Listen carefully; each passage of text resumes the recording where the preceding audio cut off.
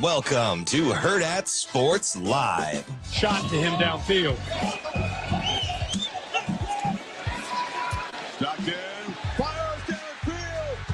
Touchdown, Logan Humphreys. Well, there's an interception on the first play thereafter. Eli Bowen down the sideline. He may go. Ty Simpson back there. Can't tackle him. Touchdown, Eli Bowen. Nobody really deserved to lose that football game. That was a well-played, hard-fought slugfest. And incredibly thankful and proud. Appreciate our players just laying it on the line. Outside set, swing down the line by Abigail. Mullen, the Huskers dig it up, flip it over. Doug now found Weena, fires back. Here come the Big Red. Long shoots at Andy Jackson. Kaboom! 17-9, faster than 5G. Comes into Nisley, deep left corner, 3, you betcha! Off the assist for Petrie.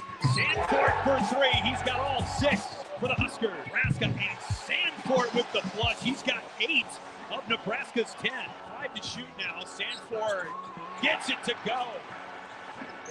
Sandford has been the man for Nebraska in this game. That's a heck of a team, a well-coached team, and it's just a great win for our program. You know, that being said, I didn't love our start where obviously, we get down 10-0 right out of the chute. And I thought Oklahoma threw the first punch, and they were the more physical team early in that game. And, I give our guys a lot of credit. They found a way to withstand it. We talked before the game that the biggest thing that would win this is how we handled adversity. Good morning. Welcome in Hurrdat Sports Live, presented by Centrist Federal Credit Union. That's DB. I'm Ravi Lulla here at Hurrdat Sports Bar and Grill. What's up, DB? How we doing? Good. How you doing? I made it. You did. I'm impressed. I took it down to the wire. It felt like there was maybe some time, like circling the car, deciding whether or not you're coming in today. Or were you sitting or were you circling? I was circling the wagon. I found this screw though, so I'm going to put it in because I think everything else is loose. You gonna be all right? Was this just up here because I have no idea why that was up there. I could have used this to fix my mailbox. What happened to your? Somebody hit it? No, it was coming off the the post deal. So I actually, this is the first manly thing I've done in maybe 30 years. I got a drill. Yeah. I put the bit in. I figured out how to put the right size bit in. There you go. I got some screws. I drilled new holes. I put it into the wood plank. It's now stable on my deal. There you go. I know. Speaking of fixing things, you know who got a new light in their kitchen this weekend? Who's that? That'd be this guy. You got a new light? You know who did it? Did you? Absolutely not. Oh, yeah, well. That was the wife. We got a new light, but we bought it. Yeah. I'd never seen it. Like something comes from Amazon every day, and all of a sudden I see Zoe in the corner turning lights. She's like, oh, it can do Christmas, and it can do this. And I don't know where Jay is. I think she's maybe in the bathroom or something. Yeah. And I'm looking at this light stand in the corner, and I was like, huh. Wonder where that came from. Knowing her, she probably ordered it. Yeah. She is a little too good for the phone the phone for her own good. Apparently it she's like, oh, here, let me see it. The remote control doesn't work as good as the phone. I was like, we got problems. It's just her and I for a long time yesterday, and I learned a lot. Yeah? Yeah, we cleaned her room though. Teaching you some things? Yeah. It wasn't near as bad. The Friday night, obviously, and we'll get to that, I'm sure. But I came home and I met my friend Lalo. Okay. It was a silver Blanco. And I think did you and Lalo hang out a lot on Saturday? No. So I'm pretty disappointed. Because I almost texted you. I wanted to be like, hey, make sure you mix in some seltzers for hydration. I'm pretty disappointed because Caleb came. Oh, okay. So you hang out with the fellas? And he wanted to see my mom real quick. So I told her yesterday. She called last night. Or I called her, one of the two. And I was like, just want you to know, you probably salvaged my weekend. So, no, it wasn't like I wanted. It definitely wasn't like I wanted. But it's fine. No, that's all right. I'm glad you made it. Yeah, I am. It was We got a chance to see that up close and personal. Yeah, it was. They're legit. Yeah, listen. When I say I don't like Millard South, it's because I'm a Millard North guy. I don't have anything against the kids. I want to make that clear. So any animosity is towards the institution. It's like how Nebraskans hate Iowans. Like, there's a bunch of people from Iowa I like. Yeah. But it's not. I'm from Nebraska. I'm going to hate Iowa, right? Yeah. But I will say that was the first time I'd seen them in person this year. I'd seen them on like tape and stuff. But I've been a big Jett fan. I was so impressed by Thomallala. Like that, and then the defense was way better than I realized. Yeah, so I think two things on that. Number one, and this is no disrespect to, I think I've seen it longer than most. And I'm not arguing with college recruiters and stuff that come. Yeah. I'm not, because everybody has their opinion. Yeah, and they have their whatever they are looking for, whatever. Guys do this, or they don't do that, or they can't do this. There's only a couple of things I know. I saw, as you know, I'm a huge, like I've DM'd the guy after he's won or when he got his offer. I'm like, hey, congratulations. Like, yeah. I have a ton of respect for him. And I've seen, a couple of years ago when we played them, weather was horrible. It was windy. They couldn't run the ball. So it was an offensive game. They weren't a very good running team that year to begin with, even though they had a really good running back that I liked. And I watched him hang in there, right? And I think they got a defensive scoop score, kept it close. They just weren't. It's just okay offensively, right? And I watched his toughness. So I came back and I told you, I was like, I think he's pretty tough. I agree. He's pretty tough. Yeah. And last year, that was 2 years ago, right? Yeah. Yeah. And last year, I felt like for 2.5 quarters, it was pretty equal. Yeah. Right. Like, yeah, his former coach will tell you he missed some throws. Right. I'll tell you that happens in real games all the time. So, like, give some credit, but I watched him hang in there. A couple scramble plays, the face mask. He hit Lofton on that dot on the sidelines. I told you about the play that he made because I called you the next. I called in the next morning. I didn't really feel like it, but I certainly wasn't going to run from it. He made the scramble play along the sidelines to Amir Hill for the touchdown. I'm like, nobody's really doing that. No. Right? So then there's this year. And again, for these guys know, coach, and we watch the tape and we do this. And look, you guys, I'm just telling you. And it's not because he's not yours, right? He's going to Tuscaloosa. Yeah, So, yeah. And I don't think that's it for some of these guys.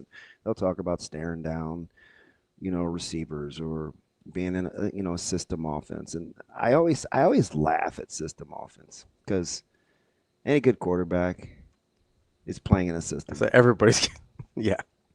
And you know what else I don't care about? What's that? I don't care that he has good players because he's going to have those in college too. Yeah. Well, especially in Tuscaloosa. So 2 things I'm going to tell you. Yeah. He has elite toughness. That's number 1. Unflappable. Unflappable. He just is gonna keep coming. You cannot find that everywhere. Better hang on to that if you're gonna want to go get that guy. Now it's too late now because he's going where he's going. But number 2, he has, and I've seen and done this a long time. Been a lot of places. I've seen a lot of spinners of the ball. Yeah. At a multitude of levels. He has elite arm talent. I would agree. It is. Sometimes, and I told you, right? We'd have to play perfect. We needed to turn him over twice.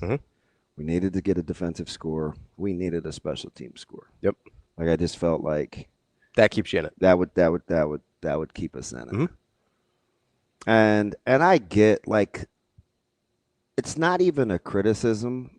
I get what some people will say, right? Oh, it's a 50-50 ball. Like the first play he beat Micah on, where Jensen just took the ball away from him.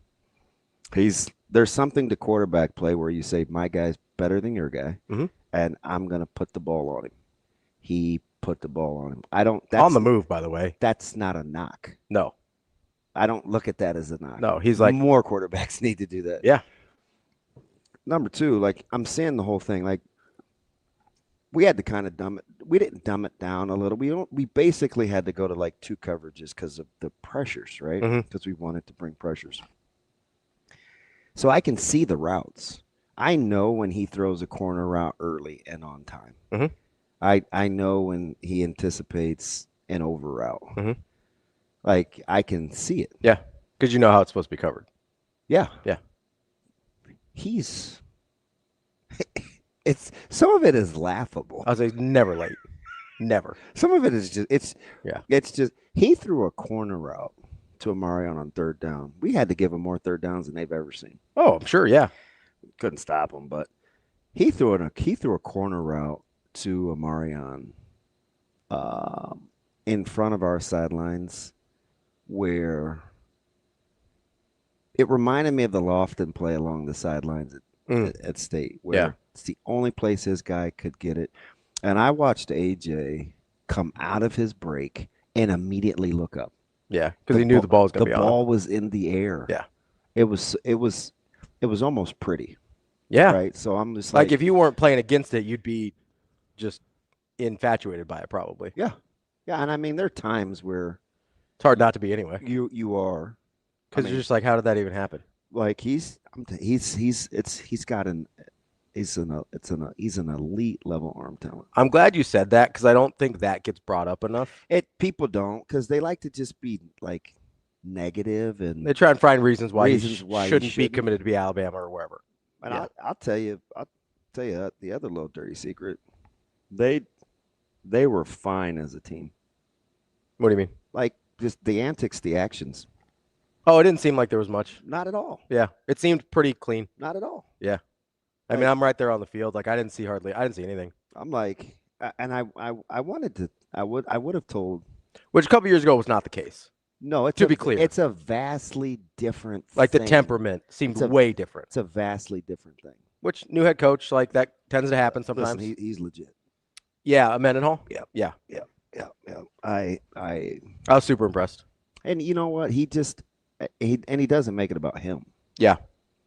Which I mean is number one. So I tried to get him for a minute after the game, just talk to him, and he goes like, "Hey, I gotta go talk to my team real quick," and then I didn't end up catching up with him. But one thing I can kind of appreciate is he's tough to get. Yeah. Other people like have wanted to do stuff and grab him, and he doesn't seek outside interviews, and I don't really know him, so I'm not gonna to speculate on his personality, but he seems to be he seems to be about that. And I'm sure if I had tracked him down, he would have talked to me, but like it wasn't like his priority was like, hey, I gotta go talk to my team real quick, which I appreciated.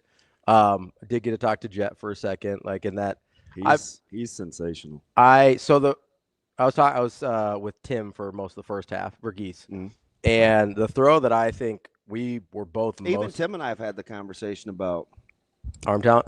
No, like reading defenses. Oh yeah. Staring guys down, and I'm like, look, man. Oh no, dude's pretty good. Yeah, the throw that we were both most impressed by, I think, was the first throw of the game, the one on the sideline where he throws from the other hash. Oh yeah.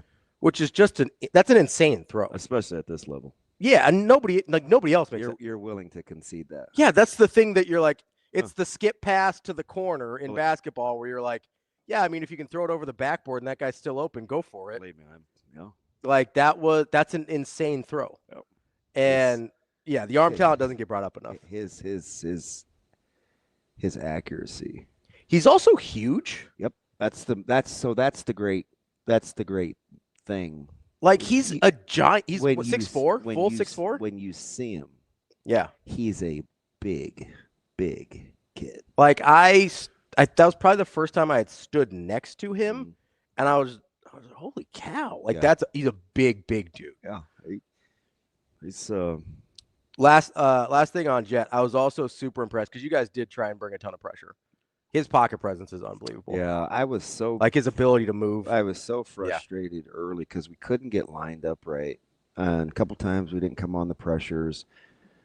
And they had a nice little wrinkle with some of their condensed sets, which was nice. You know, I'm not nice as a guy coaching against them with our staff, but just different. Yeah, and kept guys in because I think they anticipated pressure. Yeah.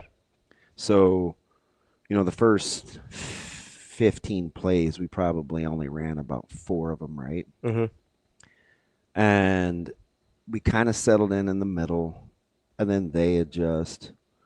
But what you're willing to give up, they're really, really adept at because Zach is a handful. So somebody just asked about Zach I told you, the but chat. like he's the X factor because he flies under the radar with all the other. He keeps the middle soft. Yeah. Right. He's going to get a lot of one-on-ones. He's going to get a lot of safeties, and he is an incredible route runner. And his hands, so good.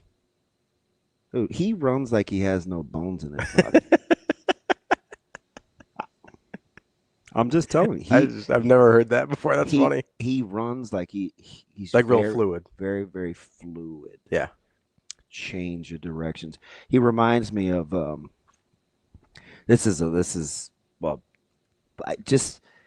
he's smaller than Roll, but Gretna had a guy about 4 or 5 years ago. This is before he hurt his knee. He played opposite Marshall when he first was coming up as a pup.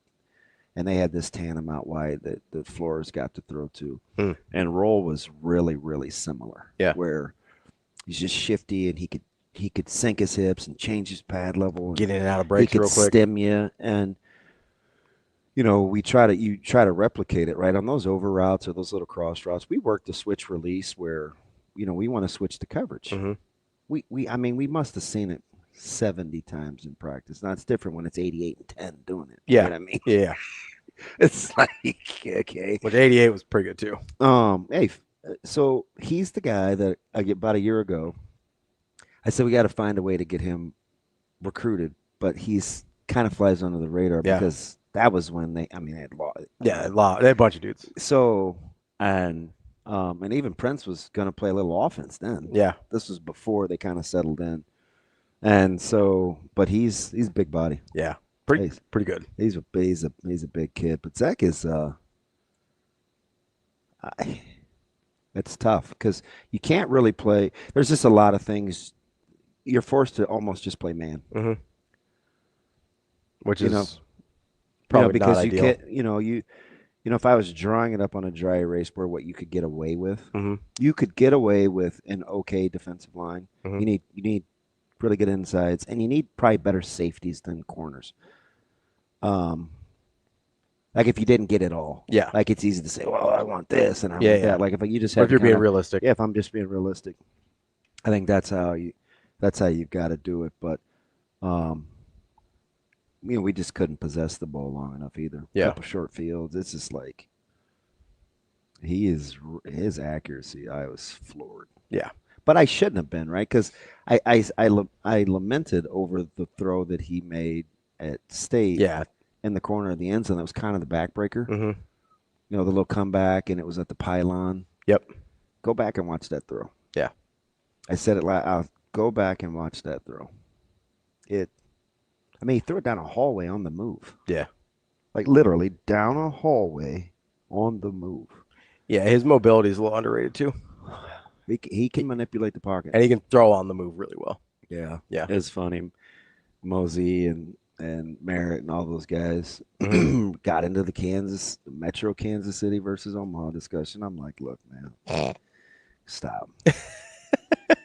You guys got a lot more people, but if you let us piece together just like a couple of teams, we'll be all right. Beating anybody. I don't know about any. I mean, we'd be take your chances. Yeah. Be all right. Well, we'll have that a week from today, championship. Yeah. Papio South, Millard South. So I'll have to ask for the day off. I won't do A, D1, D2, but I'll do B, C1, C2. Okay. Oh, speaking of days off, you're gonna be here Friday, or when are you guys leaving? Do you know? I don't know. They should have sent me the itinerary. I'm guessing no. Okay. Usually that itinerary comes in. Well, it'll be here this morning. They got the 6 o'clock kick for that was Penn kind State. of the rumor during the bye week. Yeah. I mean, he kind of let the guys know that he felt like it might be the late NBC game. Yeah.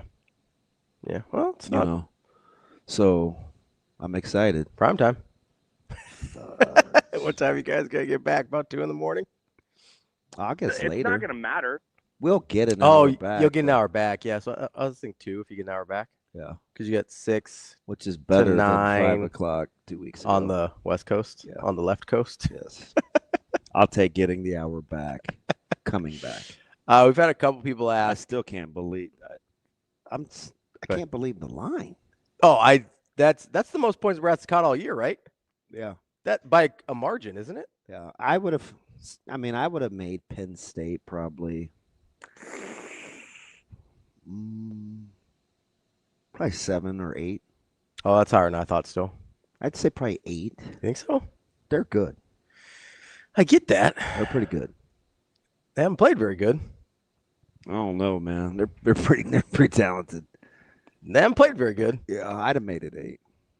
We should do the where I was right and where I was wrong. I was thinking like 4.5. Watching this highlight. Yeah, what do we got? So dead wrong about Kansas City winning this game. Yeah. Super right about them not winning the division. I have no idea what they're doing. And for a team that only lost by 3, they look shot. They didn't look very good. So, but I said this this year. Like, Denver's good. Yeah. Don't let me listen. A lot of people don't. You're I like don't. everybody else. Denver's good. Denver's better than you think. Probably. They play without JK, and you look at quietly what Bo Nix did. Like, you can't hate, man. He balled. I'm not hating. It just doesn't. When I watch him, I'm just like, I know. I get it. I get it. And then they win, and I'm just like, well, I guess they're good, but like it doesn't. I don't know if it just doesn't fit my eye or if it just is. They're good. I'm telling you. Now, I don't expect like Mahomes to miss some of those passes, but he got away with some of the picks too. So it's like he wasn't very good. He just wasn't. He just wasn't very good. There's no way he's washed. No. Dead wrong about the Lions. Yeah. They looked horrible. Awful. Well, I mean, Goff looked horrible. How many times are they going to get in the red zone and just not do anything? So they have to. I'm telling you, they got to figure that out. It's not malpractice because he's a good coach, but some of that stuff was negligent. Oh, it was terrible. What are we doing? Just absolutely negligent. What are we? And we're going to go an entire series inside the 5-yard line, and David Montgomery's never going to get the ball. It's incredible. Like, what do we do? Like, I know Jahmyr Gibbs is good, but come on, man, what are we doing? Yeah. That's why he's on the roster. He was like, Gibbs was the best player on the field, and Gibbs is incredible. You just didn't even give yourselves a chance to win. No. So I don't feel as bad about that one. No, I mean, and I am reselling. I am selling off the JJ McCarthy stock. You're selling it out? You're done? I'm done. All the way out? All the way out. That was pretty rough. He tried to reel me back in with the last drive, too. I was like, oh, okay, there's the guy. You're like Pacino in Godfather 3. It's like, pull me back in. By the way, in that Lions game, 5 turnovers on downs. That's bad. Was there 6? I went to bed like with a few minutes left. Well, was there 6 at the end? Half of those were in the we're first and goal, or we're in the at the goal line. Yeah. For Detroit. Like, what are we doing? It was not. Their fan base has to. Do you just take what comes with that? I guess, but it was like that's what they do. It's like watching Ole Miss this weekend. Yeah. But there's a point of diminishing return, isn't there? I mean, at some point you have to get points. I know. I asked myself, how's Kansas City 5-5? But I didn't think they'd win the division anyway. But they don't seem like a 5-5 team. But I listened to these talking until you watch them play, and this morning and last night, for that matter. Well, this is kind of who we thought can't. No, it's not. No, it's not. They're all liars. Like, knock it off. You did not think. Now, there were some people that thought that they could start out like 0-2 or maybe 0-3, right, with the record. And there were some people that did think But Denver this is how you thought 5-5 would look? No, absolutely not. There were some people that thought Denver was going to win the division. Nobody thought Kansas City was going to look like this. Yeah, well, I took the Chargers.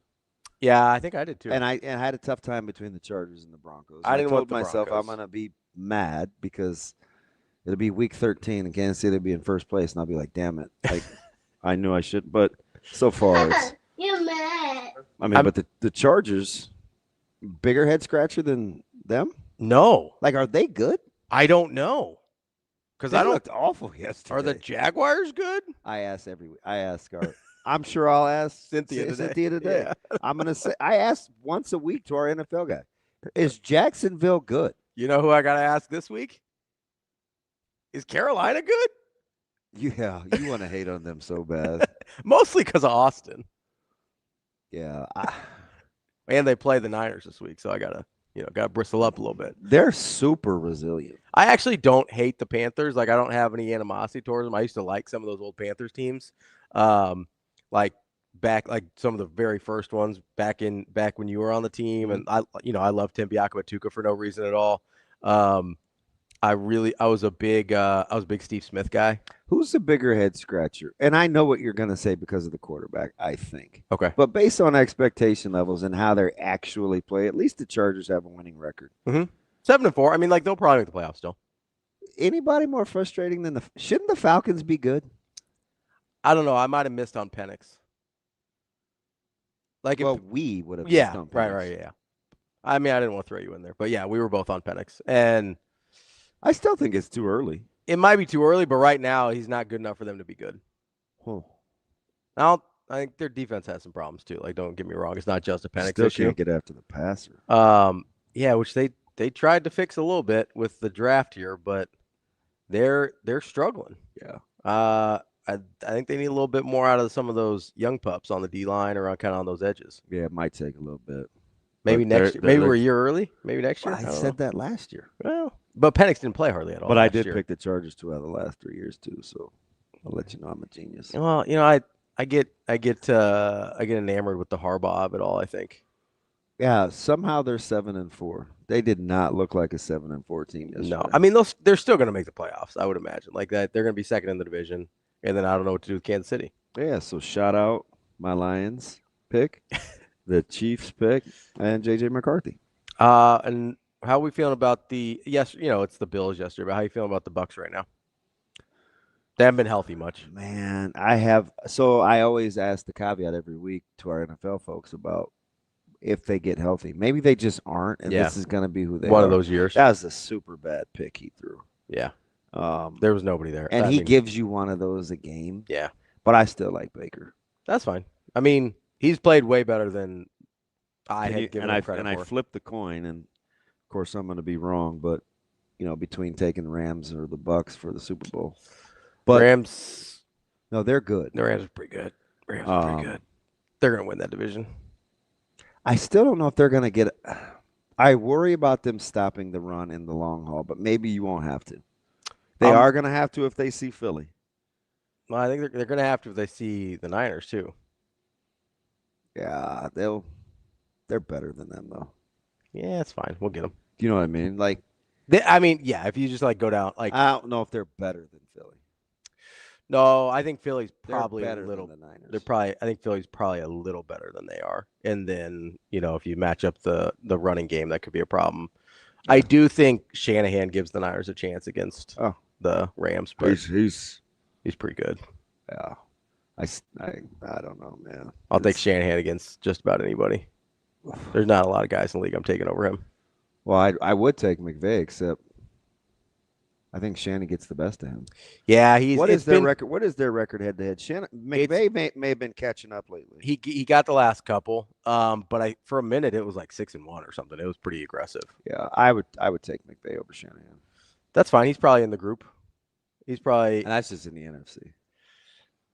I think it's not a. It's I would take. It's not a big list. It's currently 11-7. I think it was like 11-4 for a minute, and McVay's caught up. Respectable. Yeah, he's caught up a little bit, but there was like 6 in a row at one point. Like it was pretty bad. And we'll get to all NFL at 9. But the question I'm going to ask Cynthia. What's that? Are the Ravens good? It seems like no. Huh. It seems like no. It does? I mean, I keep waiting for them to be good. Yeah, it's wild. You know my favorite line. What's that? If they're good, why don't they play good? Yeah, I don't know. I mean, I don't know. I do know. I don't know. I do know. Like I do know New England's good. I do know. Don't give Rico that. Is he a Patriots fan? Yeah. Yeah. Is he? Yeah. Oh, I take it back. Would you take Vrabel over Shanahan?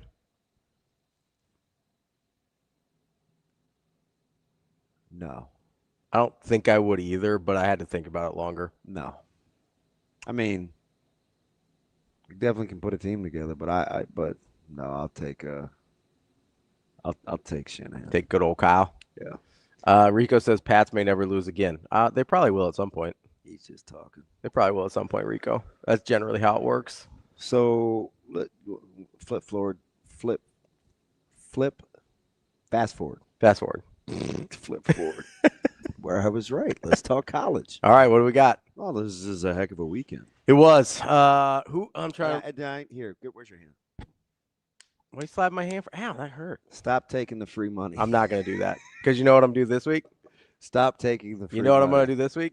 I'm going to tell you. I'm going to tell you right now. Should have just gone back to replay that bet on it segment. I'm going to tell you what I'm going to do right now. What's that? Take Nebraska. I'm taking Nebraska plus 9.5. That's free money, baby. You might be right there. That number's way too big. It seems high. That number's way too big. But normally I'd tell you it's high for a reason. Yeah. No, I think people are overestimating the, Penn State got right. I don't care. Tough place to play. That's fine. I got to look at it more. Of course, I need a couple of days. That's why I'll give them like 5.5, 6. The tough place to play. Are we really changing who we think Penn State is because they beat Michigan State? No.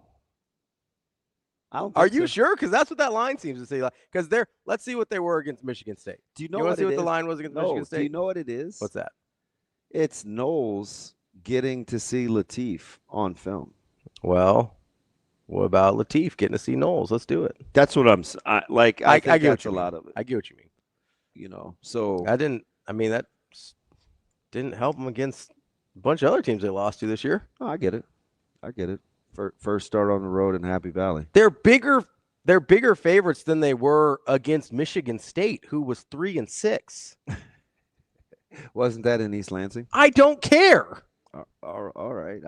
Shane, do you think Ravi cares? It sounds like he doesn't care. Okay, so move it to Happy Valley. It closed at 6.5. There's your 9.5. Like, so they're saying Michigan State and Nebraska are the same team?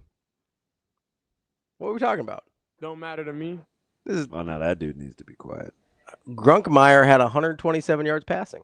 Yeah, now I don't see that being a thing as long as they find out where Pena is. Grunkmeyer. But they are going to have to stop that run game. That's fine. I get it. But I know they've been putting in work. This is a good. Well, no, it's early. We're going to do some QB run game? It's early, so I'll tell you after. See a little bit of. Couple days. Give me a couple days here. Preparation. They're going to have to start practicing at night here, too, a little bit. Yeah, they got to make them at night. I mean, I think. I would imagine. Wait, so is Michigan good? I don't know, man. I really don't. I don't know what to do with Michigan. I certainly did. The better question is Northwestern good? I told you they're better than you think. I told you for forever that victory will age better than you think. I understand that, but they're still okay. So obviously they took Michigan down to the wire. They had the game-winning field goal for Michigan, but like the problem with Northwestern is they're now 5-5. Oh. So it may not age better than we. You know what I mean? Was it Louis Vaquer that said, "Now he's seen this from Northwestern before they got off to a 5-2 start, and then they get people's attention, and then they and then Nebraska, USC, Michigan, which that's a tough stretch, that's a tough schedule for sure. They got Minnesota at Illinois on the way out, so they'll have a chance to make a bowl. But listen, I don't think Northwestern's terrible. I thought that was a game Nebraska should win. Like, there's a difference. Let me ask you something. Is Iowa good? I don't think so. I think they're too, and this is a wild thing to say with Iowa. I think they led for 3/4 of that game. I know, but in Los Angeles, I think they're too limited offensively for their defense not being quite to the level it normally is. Huh. Is SC good?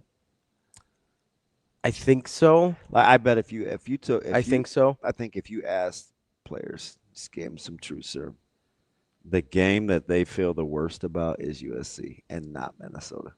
About losing? Yep. I mean, I would agree. Yeah. Here's the problem between USC and Minnesota in my mind, right? In Minnesota, you look at that and be like, hey, that's on us. We didn't do what we needed to do to be ready for that fist fight. You can live with that because you can change that, I think.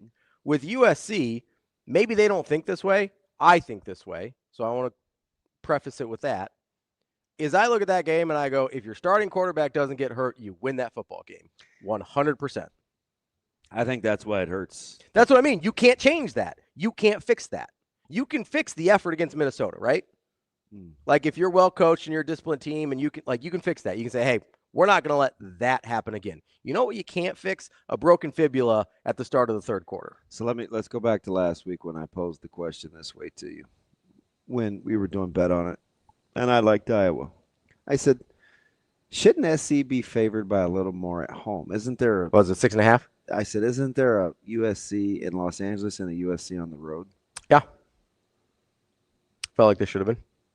So I get it. Vegas is pretty smart. Mm-hmm. But Iowa's got to be pretty good. I think they're very good at keeping games. I'm just going back. This isn't revisions. No, I know. This is the exact conversation. I think they're very good at keeping games in reach. Because there's a different – I think there's – At 21-7, I was like, damn. I didn't think they were going to win at that point, though. I really didn't. Because I was like, they're not scoring 21. Like, at 21 – I was like, are they going to be able to score enough points? Because USC is going to score eventually. That's how I felt. Yeah. So I sat there and I go, okay, are they going to be able to keep up with whatever pace USC keeps in the second half? Because I do think Iowa against anyone that's not Minnesota and Wisconsin, which Wisconsin is just awful. I think they're super limited offensively. Are they? I do. I think they're super limited. They always play that quarter or a half that thinks that makes you think Fickle may get it. Yeah. So did you see Signetti's interview? So did Nebraska under Frost. How did that go? He's a trip. Let me ask you another one. Yeah. I've been on him, so this isn't a leading question. Or it might be. Well, they're all leading questions, but it's okay. Is Georgia good? I think yes. Yeah, I think yes. They're pretty good. I also think Texas is not as good. Texas is good. They're good. They're not as good as people want me to believe Texas is. As I wanted you to believe they were. Not you. Their defense is good. But all year, Georgia's good. People have been trying to, even after the losses, they're trying to prop Texas back up.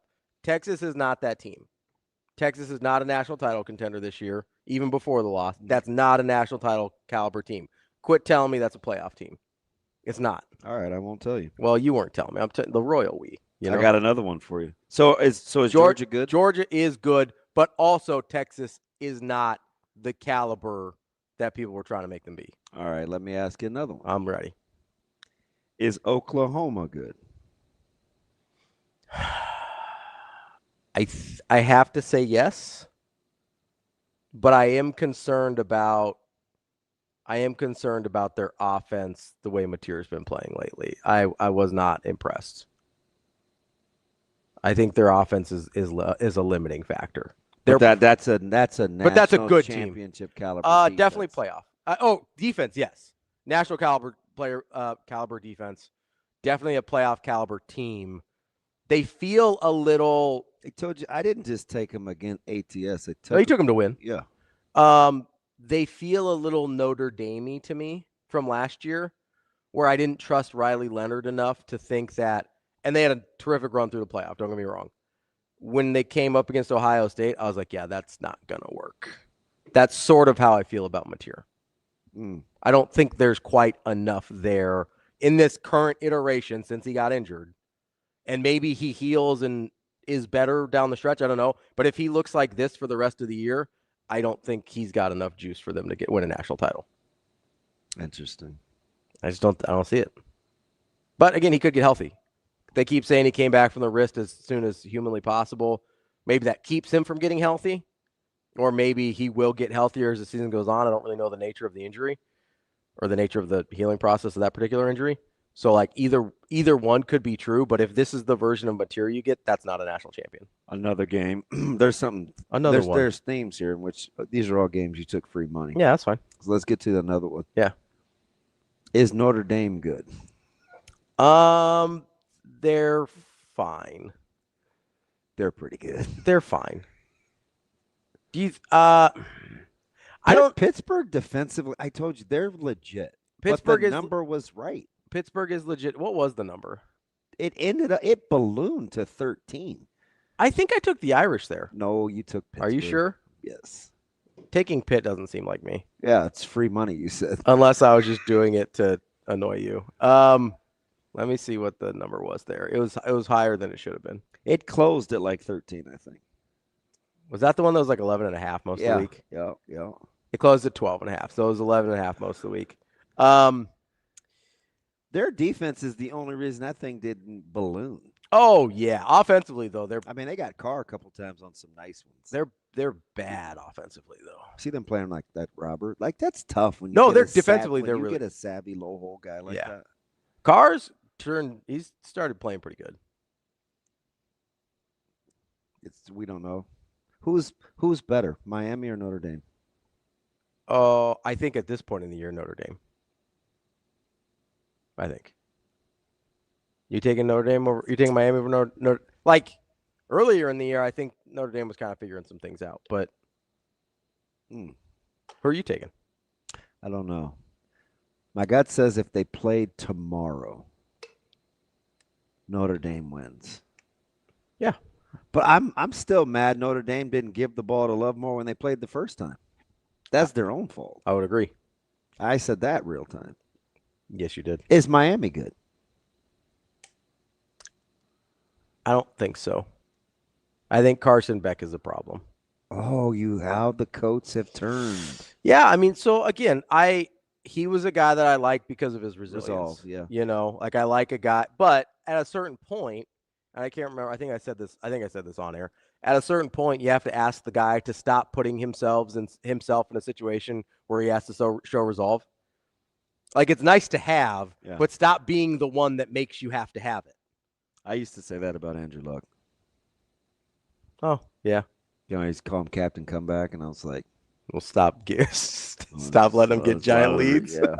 But anyway, I think I'm out on Miami.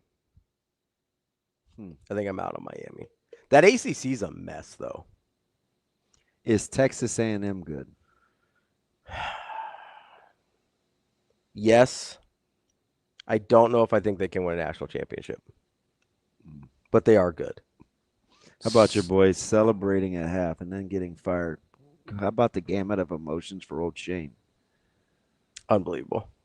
I do. I think we are at a crossroads, though, and it wasn't just because Sark said it. Like Bone Thugs and Harmony? Yes.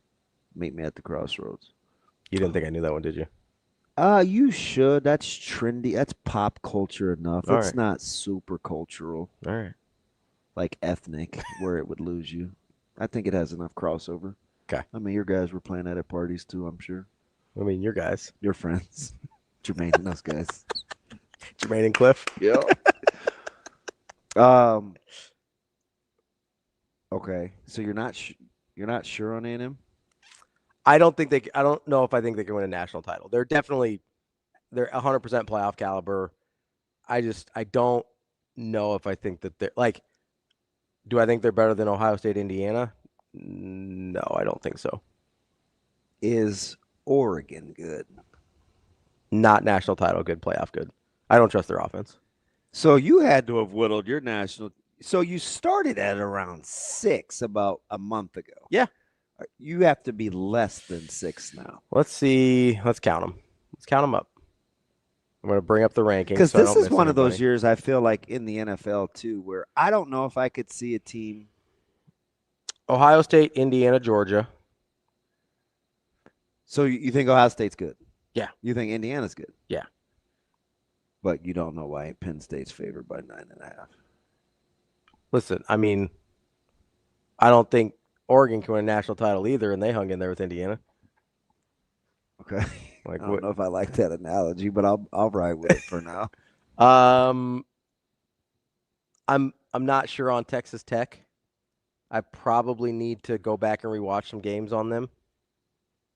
You got to be down to about 4 teams you think can win it.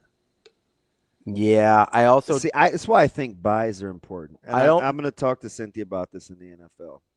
I don't know on Ole Miss either. I don't know if there's an NFL team I feel confident could win 3 games in a row in the playoffs. Somebody's gonna. Somebody may only have to win 2 though. The bye. Oh yeah. Is it 2 now? To get there. Yeah. To get there. Okay, yeah. I was like, yeah, win 3 to win it. Yeah. No, that's fair. Does there seem like a team that's gonna win 3 in a row without a bye in the NFL to get to the Super Bowl? No, I think the bye is going to be very. It's going to important. be huge. I think the bye is going to be very. It feels important. like because I think the top is too close to the middle for the bye. I feel the same way in college football. The bye is paramount. Yeah, I think whoever wins out of Ohio State, Indiana, in the Big Ten title game has a huge advantage. I do think Georgia can win a national title. I don't know what to do with Ole Miss. Saturday bothered me a lot. I don't think they're efficient enough. Like, I think they give away too many opportunities for, like, against better teams. That's going to get them. So I don't think Ole Miss is in. I don't know what to do with Texas Tech. I think I'm Big 12 penalizing them. But I also think that Utah's really good and they beat the brakes off of them. Yeah. So if my 4th team is probably Texas Tech. All right. Who am I missing that we're scraping? I don't know. Is there any team that you're like you're absolutely dead wrong on them when you say you're not sure if they go to a national title? Because the guys that I skipped were A&M, Ole Miss, Oregon, Oklahoma. God, A&M could turn around and lose to Texas. That's what I mean.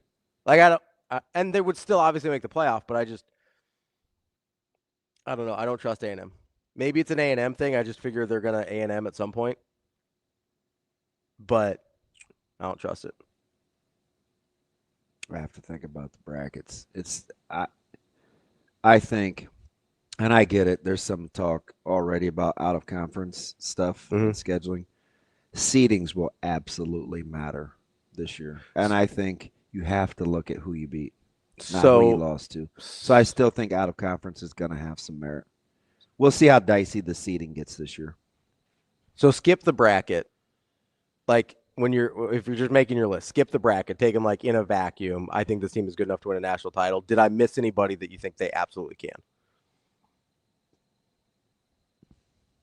Because I think the A&M is probably the one I would get the most pushback on. A&M or maybe Oregon, I think, from people. You don't think? No, they're going to have to win out, and they've got A&M on the schedule. If Oklahoma beats A&M, you better add them to the list. If Mateer starts to look like he's healthy, then I'm just telling you, if Oklahoma beats A&M, you better add them to the list. If Mateer starts to look like he's healthy, I'll add him to the list. If they beat him, then what difference does it make how he looks? It matters in my heart, DB. Okay. It's a little much for. Speaking of your heart. Yeah. Have you allowed yourself, now it's a little premature, sipulation. I think I know what you're going to ask here. Have you allowed your heart to grasp the concept that Creighton may not be the best team in the state? Oh, that is not what I thought you were going to ask. I thought you were going to go real off book on me. Yeah, Nebraska looks pretty good. What? That's the first week in December? Or is it right December after? 7th. Yeah. December 7th. Yep. Which that game could have an over-under of like 180. You keep saying that. I don't know. Although Porter was very effusive with Nebraska's offensive philosophy. He was. Being able to play through the post and play pick and pop, which is rare. Yeah. Especially college. Yeah. Yeah. I mean, you don't have a lot of bigs that can both handle have good decision making with the ball and shoot the ball. I'll ask Sam this too. Mass looks like a better shooter than he did 2 years ago. So what I asked this last week, Mm-hmm. I'm going to ask again. Do you think we grasp the magnitude of when people say, wait till Mass comes back? When he wasn't playing last year. Where we like, man, wait till Rink gets back. I'll be honest. I thought Nebraska fans were grasping at straws. I thought they were. He's pretty good. No, he's really, really good. And do you know what else I'm happy about? Because what's that? It means that I wasn't just lacking objectivity, even though it's early. But I told you Price can do a lot more than just shoot. Yeah. But I had the advantage of seeing him for 2 summers. Yeah, you've seen him. Yeah, he's really good. He's good. Honestly, what I tell you my favorite thing was about him. I don't remember. This dude will step on your throat. Okay. He is uber competitive. A little bit of a killer. Yes. And enjoys it. I think it runs in the family. I'm dead serious. I thought in the portal, I really wanted him at Creighton.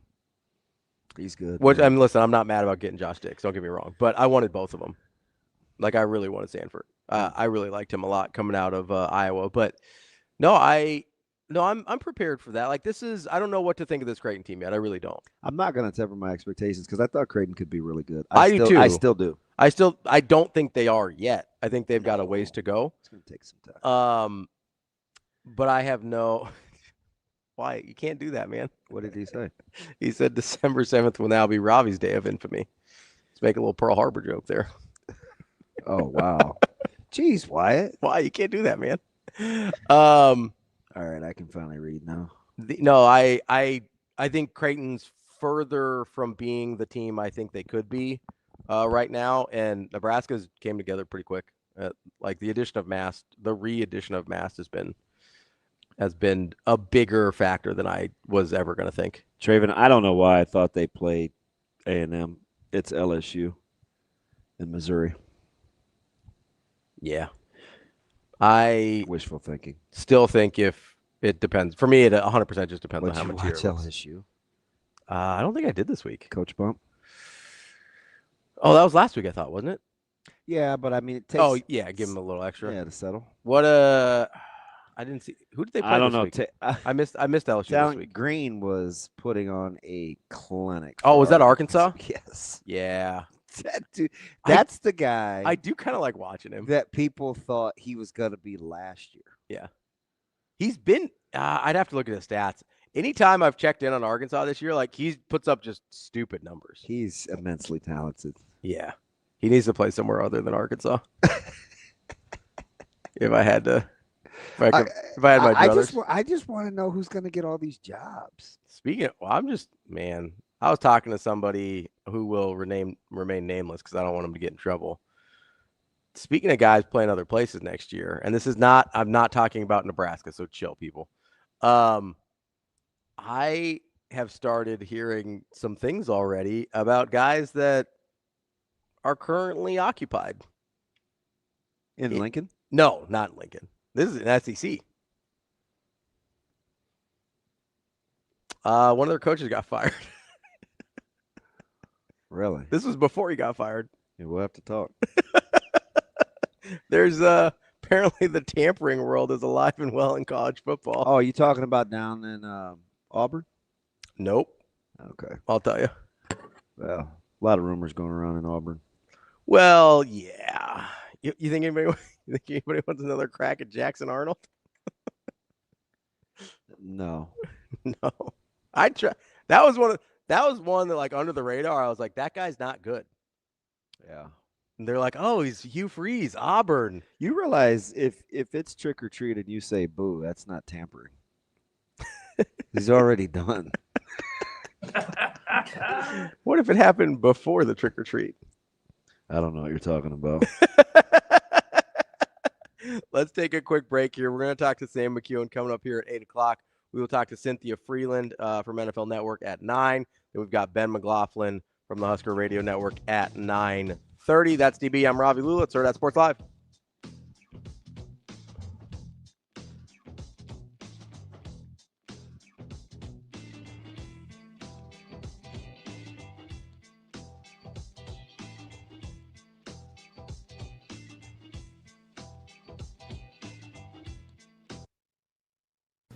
Well, that's a heck of a team, a well-coached team, and it's just a great win for our program.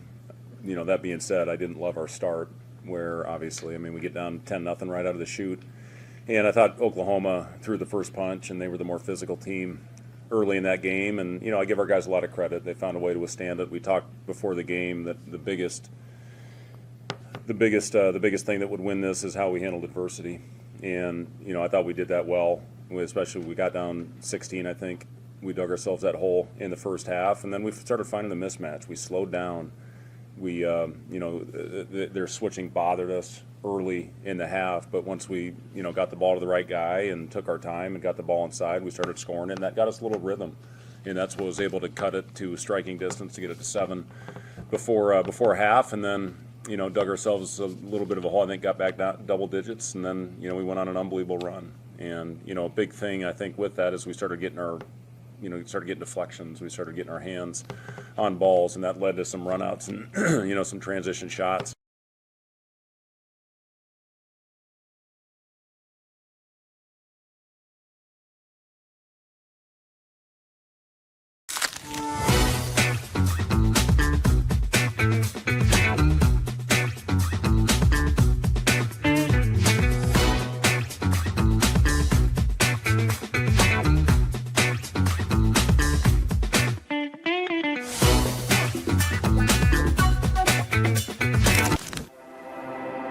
A successful financial future is built one coin at a time. Whether you're just starting out or a seasoned saver, we've got the financial resources and team of experts who will be with you every step of the way. Centris Federal Credit Union. We are where you are.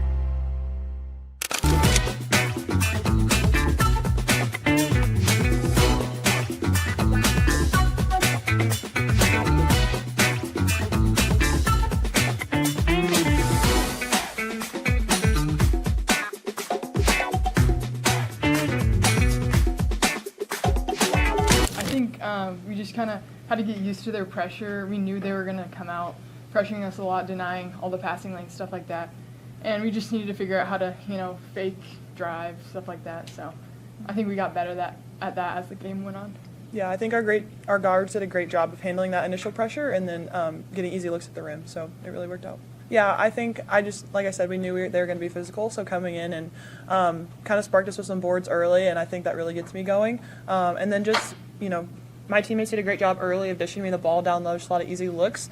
So we do a great job of playing off of each other, and I think when we're able to do that, it allows for us to have, you know, breakout performances kind of. So, yeah, my teammates did a great job of getting me the ball. So, yeah, she was really physical, really athletic. We knew we were going to kind of have our hands full, but just, you know, embracing that physicality and boxing her out especially. She's super active, super athletic.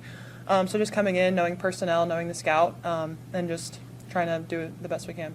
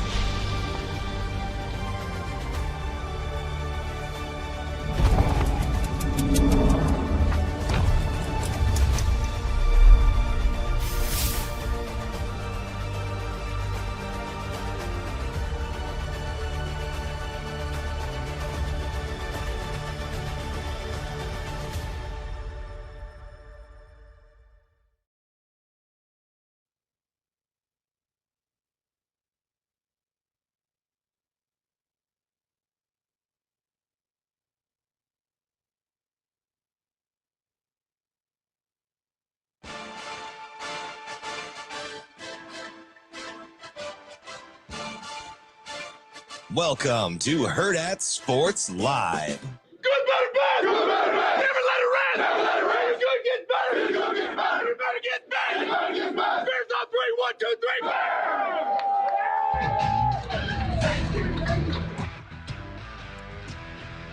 3, Welcome back, Hurrdat Sports Live, presented by Centris Federal Credit Union. That's DB. I'm Ravi Lulla here at Hurrdat Sports Bar and Grill. We are joined now by Sam McKEWON from the Omaha World Herald. Sam, how are we doing this morning? I'm great. How are you guys? Everybody just butchers that team thing. They make it their own. There's only one, and it started at Nebraska. Drives me up the wall. Well, that is another gutty win by your Bears, man. How are you feeling? By your first place Chicago Bears. You think I'm going to complain? I love it. No, it's great. Now you got a lead over the Lions after last night, and it's going to get real though. Now they get the Steelers and the Eagles and the Packers all back to back. So we're gonna learn a lot about them. But they're doing a lot of the things that I like to see. They run the ball. They play some defense. They play pretty good pass defense. They take away the ball, and they get a special teams play when they really needed it. So they did all the things that you need to do to win on the road, and they did it. And now it's going to get real. The next 3-game stretch will tell you a lot about whether they're a contender or a pretender. Because if they go 2-1 in that stretch, I'd say they're going to the playoffs. If they go 0-3, I'd say they're not. Sam, let me ask you this, because I always wonder when fans have gone through prolonged lapses of losing, right? At what point of winning will you be happy this year? Like where can they get to and you say, hey, I'm not, at no point after this can I be disappointed? I mean, they're not there yet, I would say. Is it making the playoffs, or is that too low? Yeah, that's not quite where I see it. I mean, I want to see the Bears franchise get to the point where they're a consistent contender that's commensurate with the fan support that they have and the city they live in. I just mean this year. Yeah, well, okay. That's what I mean. Okay. I mean, I think I want to see them get to the point where it's an annual occurrence. So the Commanders last year had a great season. I think a lot of people understood that was going to be hard to duplicate based on the way they had won last year and the fact that people are just going to catch up a little bit to Jaden Daniels. Obviously he's hurt, so that doesn't help their cause. But I want the Bears to get to that point where they're a repeat team. And so that means getting a really big season. That means getting some momentum and, winning 13 this year and getting to the playoffs, but also, winning in the playoffs. And maybe you don't make it all the way to the Super Bowl. But to be clear, they have good players on that team. They have actually quite a few at this point. And so it was time to win. And I'm glad that they got the coach that they've got, but they're not I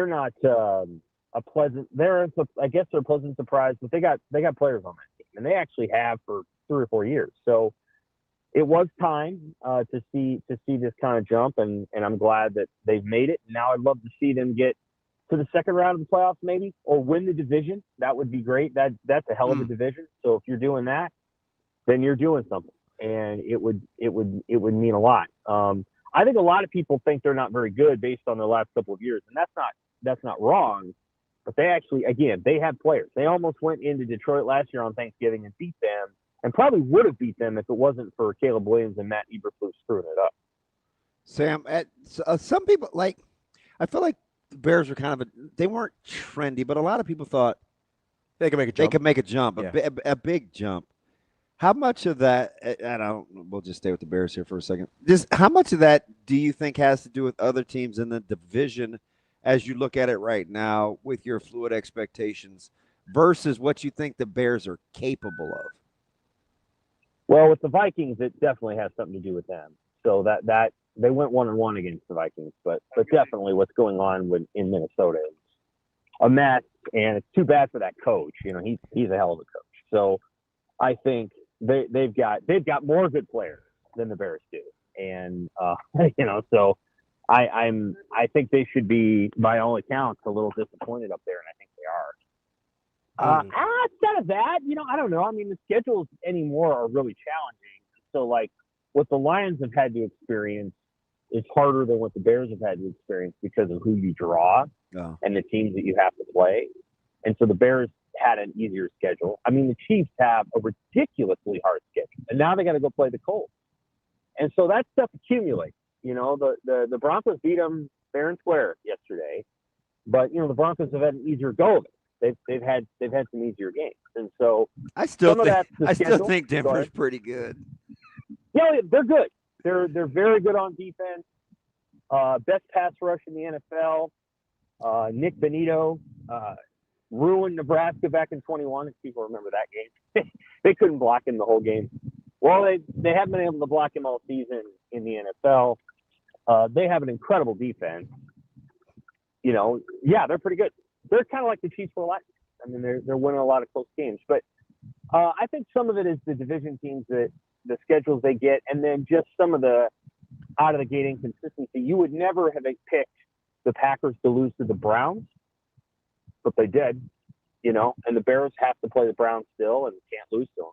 Shoot, the Ravens almost lost to the Browns. I don't know. Maybe the Browns are better than the Cleveland Browns have good players too. Yeah. So here's the thing about Cleveland. They don't have that many good players on offense. And right now, Jerry Judy's pretty good and Njoku's good. They have a lot of good players on the defense. Yep. Like a lot. They have the second best, or maybe the best defensive player in the league in Myles Garrett. But then they got corners, they got linebackers. They have the absolute worst quarterback situation in the NFL. And people saw that yesterday. We're watching on Red Zone, Molly and I, and obviously Shedeur comes in. And she's a Browns fan, and I guess I am too. So, like, we're rooting for Shedeur to do well. But I'm like, Molly, this isn't going to go well. I'm just telling you.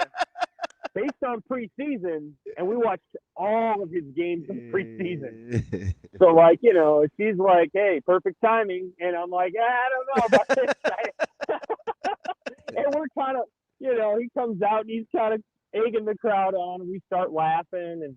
And she's a Chiefs fan, too. So, like, they got the double box on the Chiefs Broncos. And then when both those games were over, she's like, well, that was a crap ending to both of those games. I'm like, I know. It was well, I was like, I don't care about the Chiefs, but they're not my team by any stretch of the imagination. But it was too bad Shedeur wasn't very good. I walked away to, like, do something for him, and I'm like, what happened? She's like, oh, Shedeur got a intentional grounding penalty right near the goal line. No, that's not good. So, he's got a long way. Anybody who thought he was going to come in and, like, create magic was wrong. He was 4 of 16. I'll give you the opportunity to tackle both of them, but which team do you think is closer to the early season? It's not even hype. I think we're more hopeful, although Porter injected a lot of Husker blood campaign into our veins. Nebraska women's basketball or Nebraska men's basketball? Well, I think the women's team is going to be good. And so that doesn't surprise me. Their success early. Weird game yesterday. Yeah. Sleepy. Again, when the officials come out and they call that many fouls early, and your calling card is defense. So, and what were there against Creighton? There were like 46 against Creighton too, right? Is it the way they're playing? Oh, yeah. Nebraska's defense has changed from last year. So they've and you kind of could sense they needed to do this. I thought they've needed to do it for a while. They've decided, they're going to try to create offense with defense. And no, so they're extending their defense into the backcourt with pressure, and whether it was NIL money or whatever, they actually went out and got the depth to do it. And you need guard depth is what you need. And so they went out and got a gal from Northwestern, Haley Weaver, who's good. And then Amy's daughter is really the perfect teammate, because Kennedy Williams' job is to go out, and she's only 5'4", but there's an advantage in her being that size. She can get underneath almost any guard that she might guard, and all her main job is just make their life hell coming up the court, and she's good at it. And she was good at that in high school too, and she's really, really good at it. So she's got great feet because she's a multi-sport athlete. And yesterday, I think she had like 4 assists and 2 steals. So her job is not to score, but just to distribute and to play defense. And so she's the second wave. So they have actually 2 whole waves of players they can bring in where they're going to do that defensively. Now, when they get in the Big Ten and they play Michigan, who's really good, that's not going to be so easy. They're not just going to do that to everybody. Because they'll do that to most teams. The Nebraska men's team, you know, they have a lot of success shooting threes up there in the Sanford Pentagon, and that was a fun game. That was the most fun game that Nebraska's played in a while. Both teams. It looked like a Big 8 game from 30 years ago. So I thought it was awesome. And you know, they're going to need those kind of performances because defensively they're not going to be elite. I think they know that. And you know, you just hope they can keep getting that from Rick Mast every night. Like, if they can get that from him, they're gonna have a 22 or 23 win season because Mast was, you know, unbelievable in the second half of that game, and he was unbelievable. I gotta ask, so you know, last year the notion was kind of when Nebraska was treading water, it was, well, they're playing without Mast. Wait till Mast gets back. And real time, kind of when these conversations were happening, you could hear it. Did you believe real time that him not playing was going to look the way it does this year when he is playing? I mean, maybe those people were right. Well, I didn't think he would have the game that he had Saturday night. No, like I don't anticipate him having a bunch of games where he looks like he should play in the NBA, but he did. And yeah, I think what I envisioned for him, and I've said this to people, is I'm like, if Rink Mast doesn't have to be their leading scorer and they have other guys who can do that, they're going to be pretty good. Because I kind of envisioned Rink being like 12 points a game, 6 rebounds, 3.5, 4 assists. So like being a really good player, but not having to carry them from a scoring perspective. If he scores like that and shoots like that, like he did that in the exhibition game against, I can't even remember, BYU. If he's doing that all season long, they're going to be really good because Sanford already does that. And then they have other guys that can go score too. And if Mast is playing like that, it just makes it very, very hard to guard them because he's 6'10" and Sanford is 6'9", and you can't guard them both equally. You can't double both of them. So if he's able to do that and he plays like that, I think they're going to be very, very good. Now, their schedule is very, very hard. So once you get past the non-conference, they play New Mexico, and then they play, I don't know, Kansas State or Mississippi State. Probably Mississippi State if they win against New Mexico. Their Big Ten schedule is very, very hard. So there's no guarantees there. They could go 9-11 in the Big Ten and make the NCAA tournament, and it wouldn't surprise me if that's the case. They're going to have to pack a lunch to win the Big Ten because Big Ten's is pretty good. Not great, but pretty good. Well, I mean, like they could have 3 teams in the top 10 with Purdue, Illinois, and Michigan, maybe. Yeah, I'm surprised Michigan's ranked as high as it is. But that said, they're never great against the upper tier. They usually go and snag one. So they'll beat. They probably won't beat Purdue, but they'll go and beat Illinois. They'll take somebody by surprise. They did it last year. Where they've got to be better is in the middle class. No, I think Illinois is pretty good. They are. That's my point. Yeah. Is that they beat Illinois last year. They'll take one of those, but they'll finish like 1-3 or 1-4. Like they'll lose to Michigan State like they always do, but they've got to do better against the middle class of the league. That means you got to go get one against Iowa. You got to go get one against Wisconsin. You have to go get one. You got to beat Ohio State, right? Yeah. Right. Yes. So because I think even they've started out 4-0. Now I think their best. I think Notre Dame is probably the toughest team they played, but Indiana looks much improved. You know, they're well coached. Right. Like the league is, I don't know. It's good. It's good. And the middle class of the league is what you're going to watch because that's where Nebraska wants to be.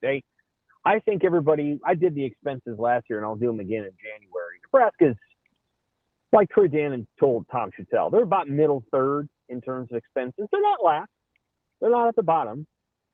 So there's some teams that aren't spending very much money, including Minnesota. But they're kind of in the middle third, and they need, like, Maryland's not great, so go beat Maryland. Like, they're not. That's not a great team. They lost to Georgetown, beat Marquette. So you gotta find a way to beat the middle class of the league and get to 21 or 22 wins, and then, you know, go knock the door down in the Big Ten tournament. Again, if Mass is this good as a scorer and he's playing this well, then maybe you up the expectations a little bit, because I wasn't anticipating him being an 18 point a game scorer, and right now he's playing like that's what he's gonna be. Yeah, Sam, you have to. He's gonna get fouled. Which, by the way, I just. It seemed like a high number. You're talking about how clunky the women's game was. That's 85 fouls called between Creighton and North Dakota State. Yeah. 85 total in those games. Like, whistles were blowing a lot. They were. In Nebraska, there's two things that, if you're following Nebraska women's basketball, to keep in mind. One, they will sacrifice some turnovers for quick and easy baskets. I hear this from people all the time, like, Nebraska commits too many turnovers. And, like, they're willing to sacrifice a couple of turnovers if they can throw the ball ahead and get a layup. That's their philosophy. So they're not going. So there was a couple moments where somebody, you know, Jessica Petrie threw a ball up ahead, and it was too long. They're okay with that. They want the easy basket more than they're worried about making the perfect pass every single time. The other thing is, now they're going to be willing to trade some fouls for steals because they have the depth. Now, that may change if a couple players get hurt, but at the moment, they have Britt Prince and Haley Weaver and Callan Hake in the first wave, and then they have Logan Nisley, Claire Johnson, and Kennedy Williams in the second wave. So long as they can have 6 guards that are constantly flowing in the game, then they will trade a couple of fouls for steals and easy basket. And so long as those things remain true. Now, she has not had that kind of depth before, and I thought she was kind of kept a tight roster, not enough players. But this year, they got them. And before the season, I asked her, I said, did the injuries to Widener and Potts, which really derailed the last 2 seasons around there, I said, did that convince you to go with a larger roster so that when these players got hurt, you didn't feel like you were caught short? And she sort of admitted that. Like, I think that's true. And now they're not short at guard. They have more than enough, and they're going to be tough. They're going to be tough. Now, the league they're playing in is crazy hard. The Big Ten women's basketball is, you know, if they go 8-10, and they'll make the NCAA tournament. Like, that's how good the Big Ten women's basketball is. Yeah, and the men, I think, as a conference so far, I think are 57-4 to start the season. Is that good? And they've had some marquee matchups. When does Michigan State play Duke and lose to Duke like they do every year? Is that coming up? Wow. It happens every year. Yeah. He used to lose all the time to Coach K, and then he beat Coach K right at the end. Well, then now he loses to Shire all the time. Well, they got a super tough schedule. That's December 6th. There you go. Yeah, well, they play Kentucky, they play Carolina, they play Duke. Oh yeah. Yeah. That's why kids go there. They get the best schedule in the country. Play Kentucky tomorrow. Listen, from the 18th to the 6th. Okay, so tomorrow till the day before Nebraska Creighton, they'll have played Kentucky, North Carolina, and Duke. Yeah. There's that program. I don't know that there's a Big Ten football comparison to them. Maybe Oregon football. I don't know. But like when they come in with the black uniforms, I love the black uniform they have with the Spartan right in the middle. When they come in with that and they come into Lincoln and then they start, and Hoiberg tries to tell his team every year, they're going to go faster than you think. And then they go faster than Nebraska thinks. That's always kind of a cool look. I have a lot of respect for that program. They never win the big one, but they come in and spank Nebraska pretty good every other year. Well, you can't be happy about that, Sam. Well, I suppose you could. Sam, it's a cool look when they come in. I'm like, yeah, that team looks like they play college basketball.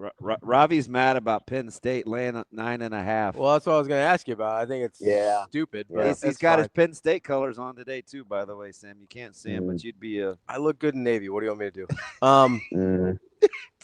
Sam, were you? I mean, do you think Penn State is 10 points better than Nebraska? I guess I'll just start there. I don't. I think Penn State's favored, and I thought Penn State should be favored in the game, though. Yeah. I think they've got a lot of good players, and it's not a question of the caliber of their players outside of their quarterback who got hurt, and he's a good player, but he was up and down. Outside of him, they're pretty healthy, and now that they've won a game, maybe they're like looking around and going, okay, now let's go make a bowl game and mess up everybody's life, you know. Whoever their new coach is going to be, and I don't think we know. I mean, there's been no intel, so to speak, on it. I think they're gonna be hard to beat. Yeah, I think they're gonna be a very physical, very run-based team. Senior night, not going to be easy. And Nebraska again is still beat up. They're just, you know, I will ask Rule today. I didn't learn anything over the week about how they healed up. I assume they've healed up pretty well, but you know, they're banged up, and I think Penn State's probably healthier, and I think that probably helps. And you know, we'll have to see. Now, Penn State's going to run the ball over and over again, no joke there, and their running backs are both going to play in the NFL. So, they have a first-round offensive lineman too, so that doesn't hurt. They do. Yeah, they got a pretty good tight end. He's been up and down, but he's pretty good. Their quarterback is a talented player. He's still kind of learning. He's, you know, kind of like a baby giraffe back there, but he's getting better.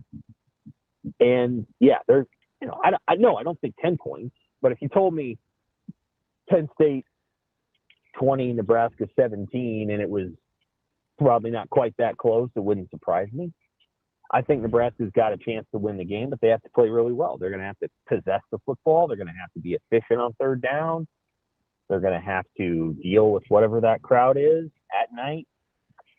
The weather's, I don't know what the weather is going to be yet. Do we know? I think it's 51 and overcast. I saw. That might have changed. Okay. Yeah, it's not awful. That's okay. Yeah, you know, I'll try to put my ear to the ground and see how healthy the defense is by the end of the week, and that'll probably shape what my prediction is. I think Nebraska's offense needs to find a way to get to 21, 28 maybe.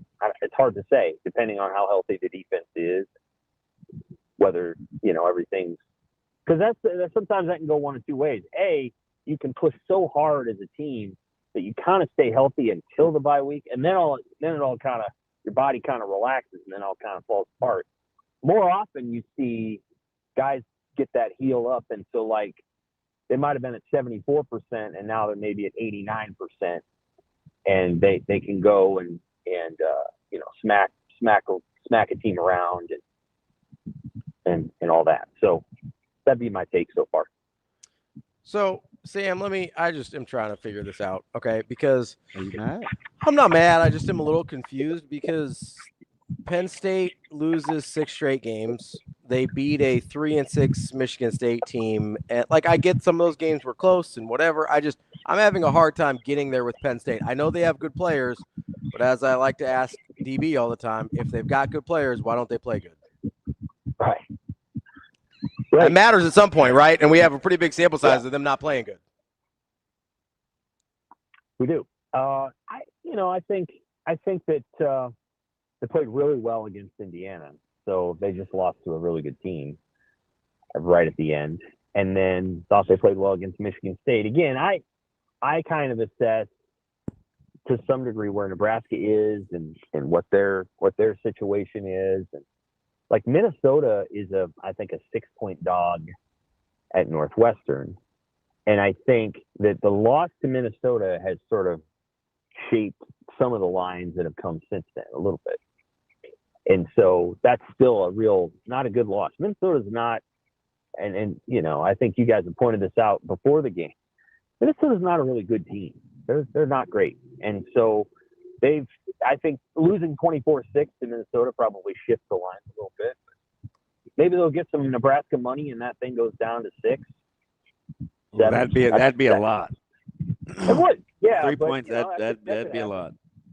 it could happen. And yeah, I have watched a lot of Penn State football in the last month, and me too. Again, I don't know that the records are entirely indicative of like everything. Like you have to look at the way they're playing and the style of football they're playing. The UCLA game is an anomaly. The Northwestern game happened, but they took Oregon and Indiana to the wire, and both those teams are really good. So, yeah, they lost at Iowa by 1 or 2, and Iowa's really good, and Penn State played really well in that game. So, like, I don't know. I think their schedule's been way, way harder than Nebraska. I think that would be part of what I would say. Well, I should say their conference schedule has.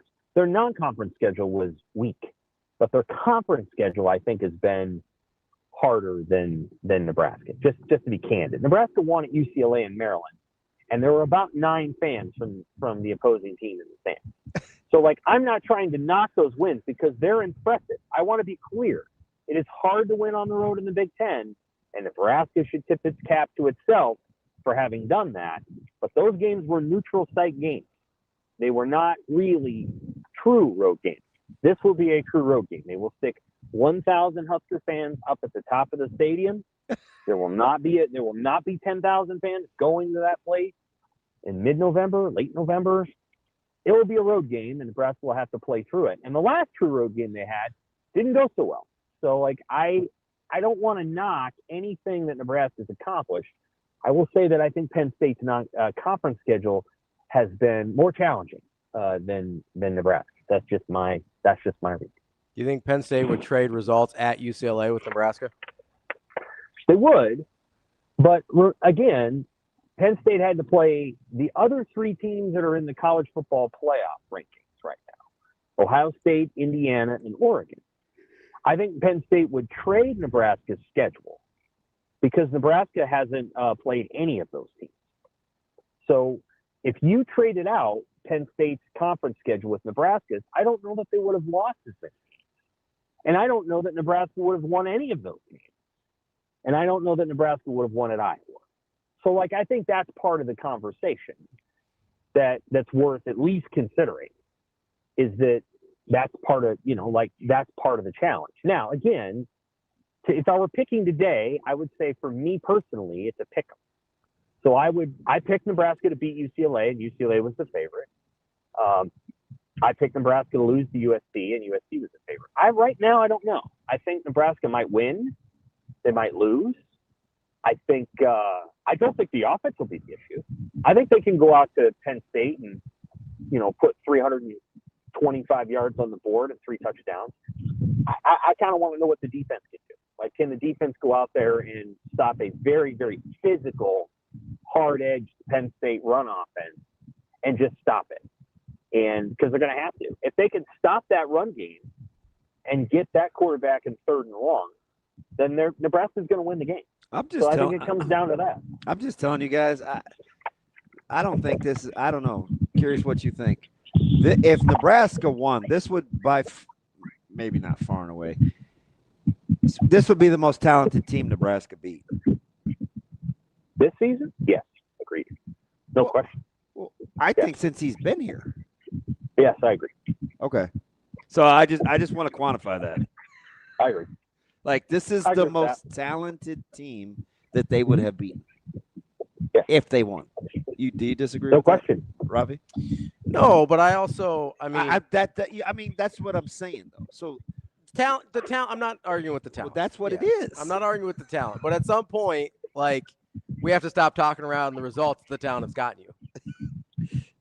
Yeah, so, I think what I would say is that could be mutually exclusive. I don't disagree with you.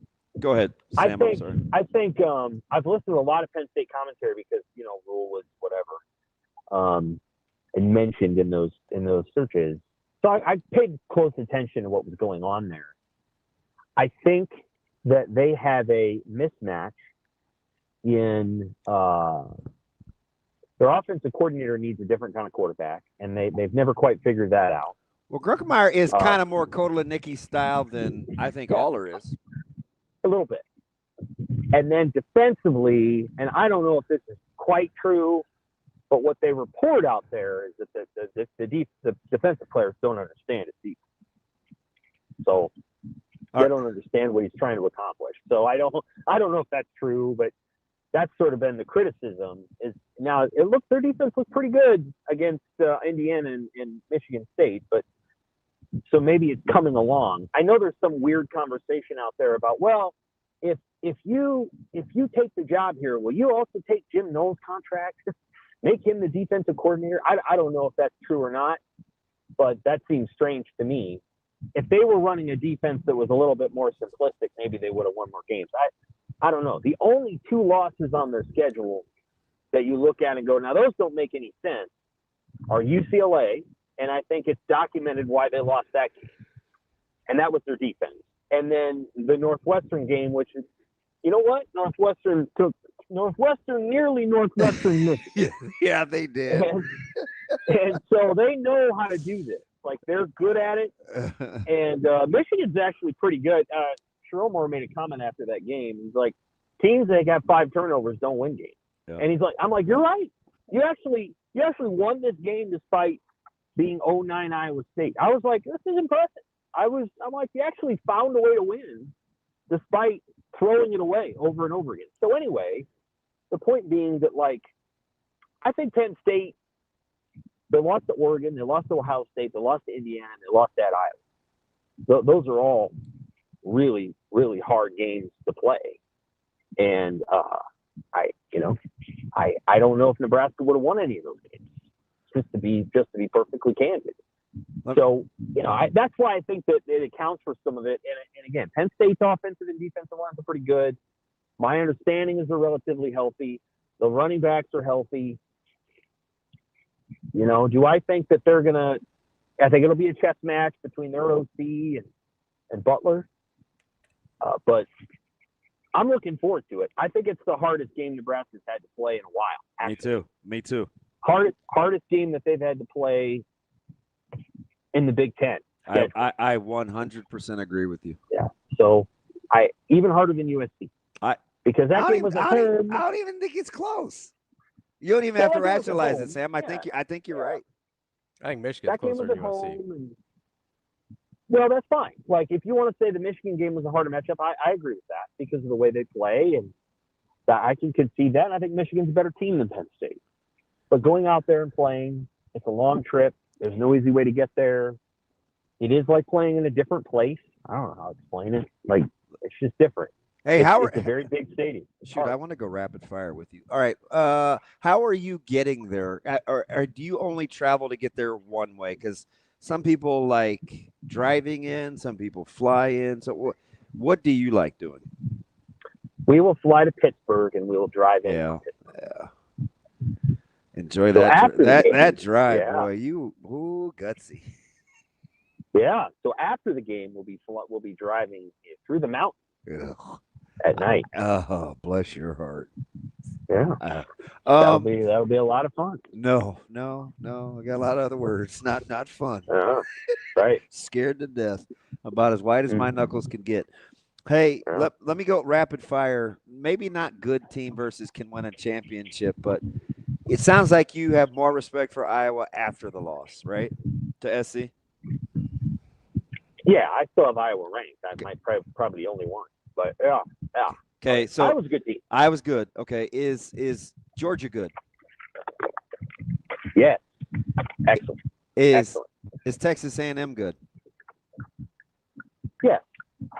Is Michigan good? They're pretty good. Is USC good? Yes. Is Oregon good? Yes. They're good. Yep, they're good. Is Oklahoma good? Yes, excellent. Wow, emphatic. Georgia and Oklahoma are the 2 best teams out of those 2 Eastern. Oklahoma's a really good team. They're hard schedule. Quarterback got hurt. Yeah, they're good. They belong in the playoffs. Wow, we're in lockstep. If they get there, I don't know if they're going to win a game. You know who's the most dangerous team right now for the playoffs? You already know who I'm going to say, don't you? It's Notre Dame. I can't believe this segment. Sam, you're busy. You're like a real person. You're not listening to this show. No, We're almost I haven't heard you talk about Notre Dame. We're almost in locks. I just told I was just talking about Notre Dame. I couldn't agree more with you. I think if I was going to pick the final right now, I would pick Ohio State against either Georgia or Notre Dame, or Notre Dame against Georgia. That would probably be where I'd be at. I don't know where Notre Dame's going to land in the pecking order. If they're going to be on Ohio State's side or they're going to be on Georgia's side. Sam, I'm gonna give you a dark horse because they're lights out championship caliber defensively. If Oklahoma beats LSU and Missouri, Oklahoma is right there. That defense is way above elite. They're great. I agree. So what's going to happen with OU is if they make the playoff, I think they're going to get one of these deals where they're like a 9 or something. I told you, seeding is going to so matter. It's going to pair. They're going to pair off in a bad way. They're going to end up having to play. Here's an interesting question: if you're the number 1 seed in the college football playoff and you're Ohio State, and I don't know that it will be. I think Indiana could beat them. But if you're the number 1 seed, where do you choose to play? Do you choose to play in the Rose Bowl if you're Ohio State, or do you play in the Sugar Bowl? Or do you play in I think Atlanta? I don't know. I can't remember where all the games are, but where do you choose to play? Do you play in Atlanta? Do you play in New Orleans? Do you play in Dallas? Or do you play in the Rose Bowl?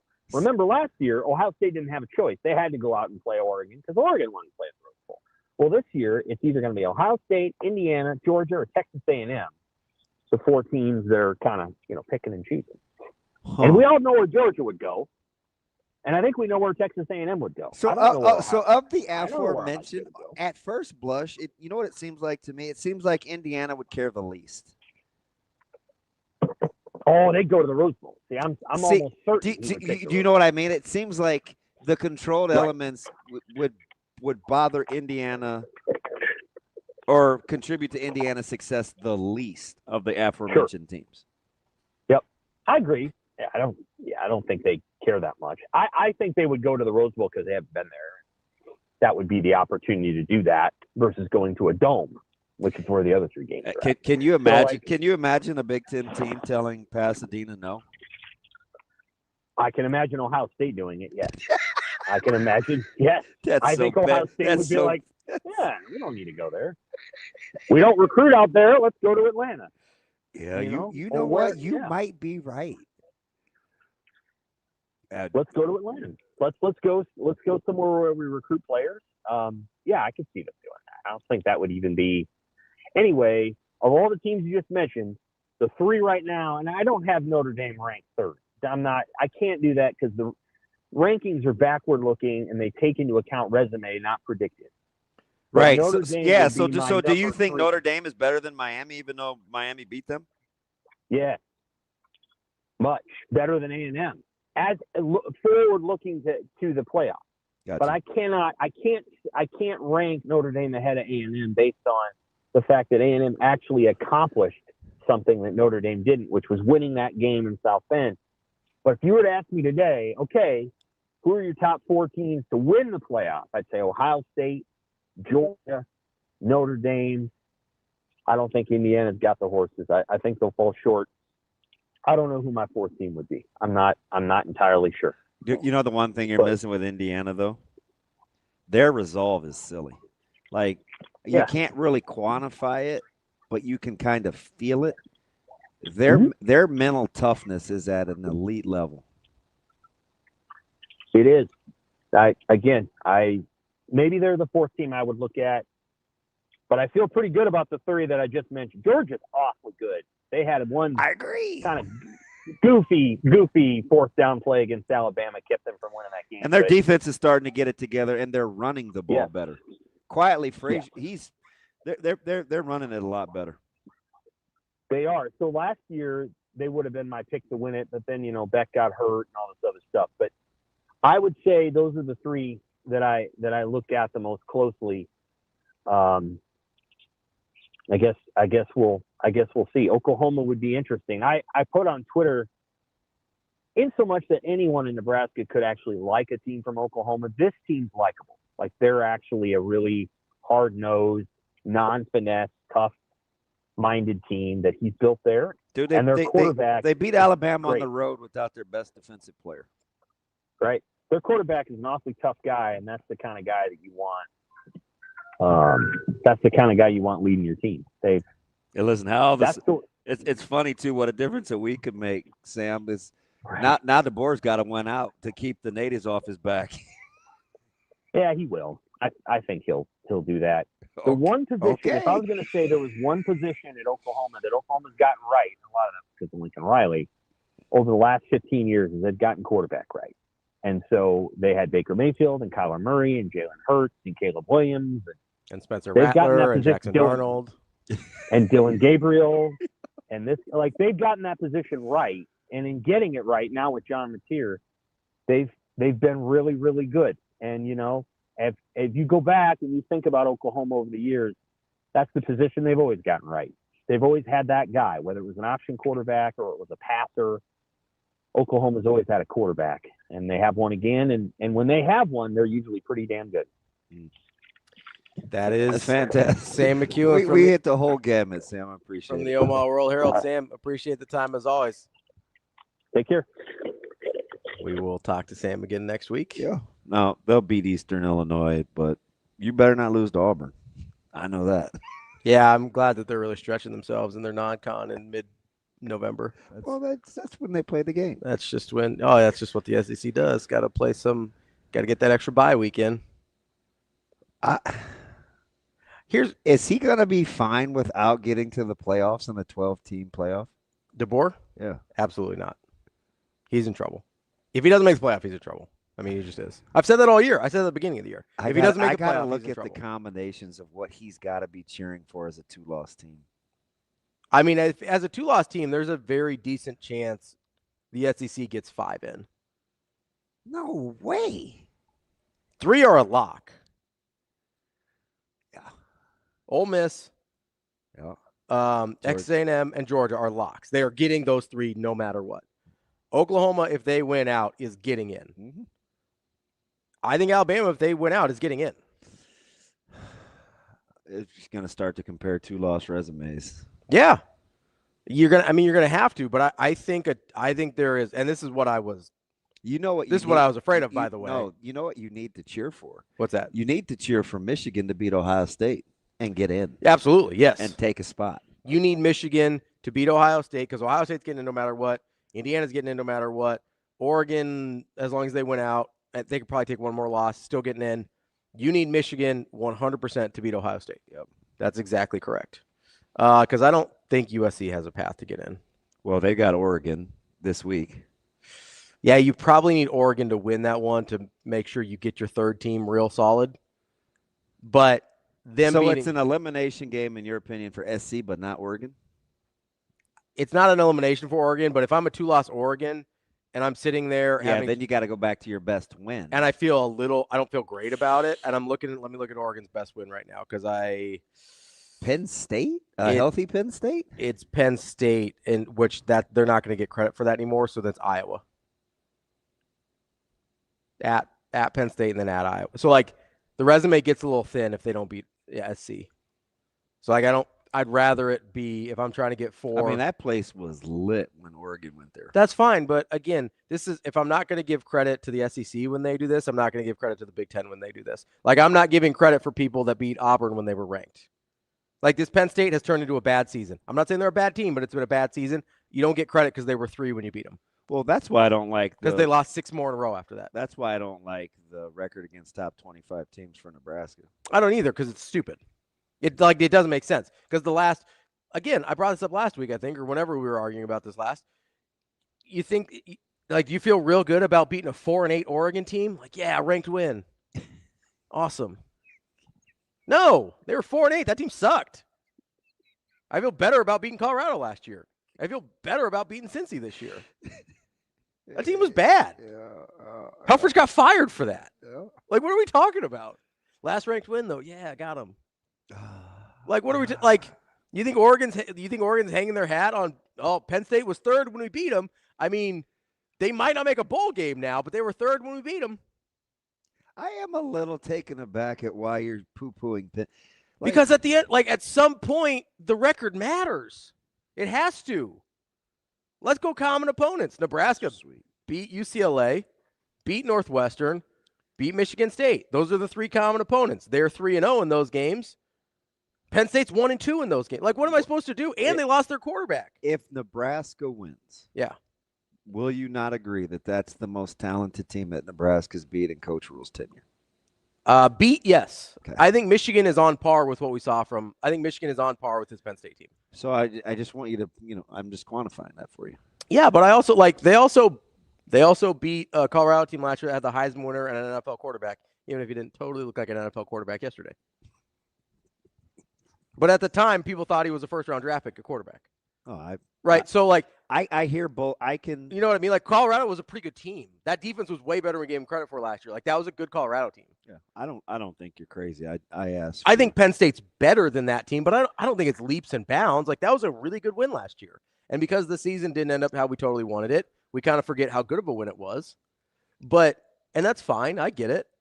Is the shakier that Indiana plays, is that not – because you realize Indiana beat – they had to go down to the wire to beat Penn State there. Yeah. Does that tell you more Indiana's about Penn? Pretty good. I do think Indiana's pretty good. But just don't watch the first half against Wisconsin or Penn State or or Oregon or they've played a harder schedule this year and they've struggled more than they did. But I don't know. At some point, I have to look at Penn State. I have to look at their record. I have to look at common opponents, and I have to say this team might very well be very talented. Florida State wasn't a 2-10 talent team last year. They weren't. They're probably not a 5-5 talent team this year. Clemson is not a 5-5 talent team, but guess what? They're 5-5. At some point, your record matters. Did you watch his postgame? No, I did. Davos? No, I did not. Yeah. I was pouting Friday night, and I just was catching up. Yeah. It's like the tighter, the tougher this is, man, the tighter my team gets, and the more they come together. And I was like, man, he's going to stay with it. Congrats, bud. Congratulations. Nobody thought that you were top 5 coming into the year. Nobody cares how tight your team is. You're 5-5. They were preseason 1 in some polls. Yeah, nobody cares how tight your team is. You're 5-5. Congrats. Penn State's really coming together. They're 4-6. Yeah. At some point we've done this with Nebraska teams too much in the last decade for me to care about doing it to somebody else. Best 3-9 team in history. Congrats. You're 3-9. That doesn't make me feel better. It still sucks. You think any Penn State fan is oh, we're real talented though at 4-6. We went double overtime with Oregon. If it weren't for that crazy toe tap against Indiana, we were right there. Nobody cares about that in Happy Valley. Yeah. You think I don't know, man. I think we're grossly underestimating the things that have actually happened on a football field this year when we're talking about this game. At some point, that's one of the things that bothers me about people talking about the SEC. So when people do it to the Big Ten, it has to bother me too. And it does. Yeah. I don't care. Oh, man, but look at this. And they were pretty close here and whatever. And look at all the talent. It doesn't matter. It doesn't matter how talented you are if you go 4-6. It really doesn't. Congratulations. You're going to be able to put out a nice flyer about your draft picks for recruiting season next year for a coach that you don't have yet. Oh, boy. I can't get into the records thing, you guys, because A&M hasn't beat anybody with a winning record either. So we don't mind that. Oh wait, Indiana didn't beat a ranked team at all last year. They made the playoff. We were cool with that, right? No, I didn't say ranked. I said with a winning record. I know, but I'm saying, we bring that with Indiana. We're like, oh man, why couldn't it happen? How come Nebraska couldn't do that? It's like, okay, cool. They hadn't beat a team with a ranked win last year either. My man said call up Caesars. Oh, you and Josh should go round and round. I will. I'll put my money where my mouth is. 9.5's too many. Give me some of that. It's ridiculous. Free money. Well, it sounds like a segment we got at the end of the week. That's a secret.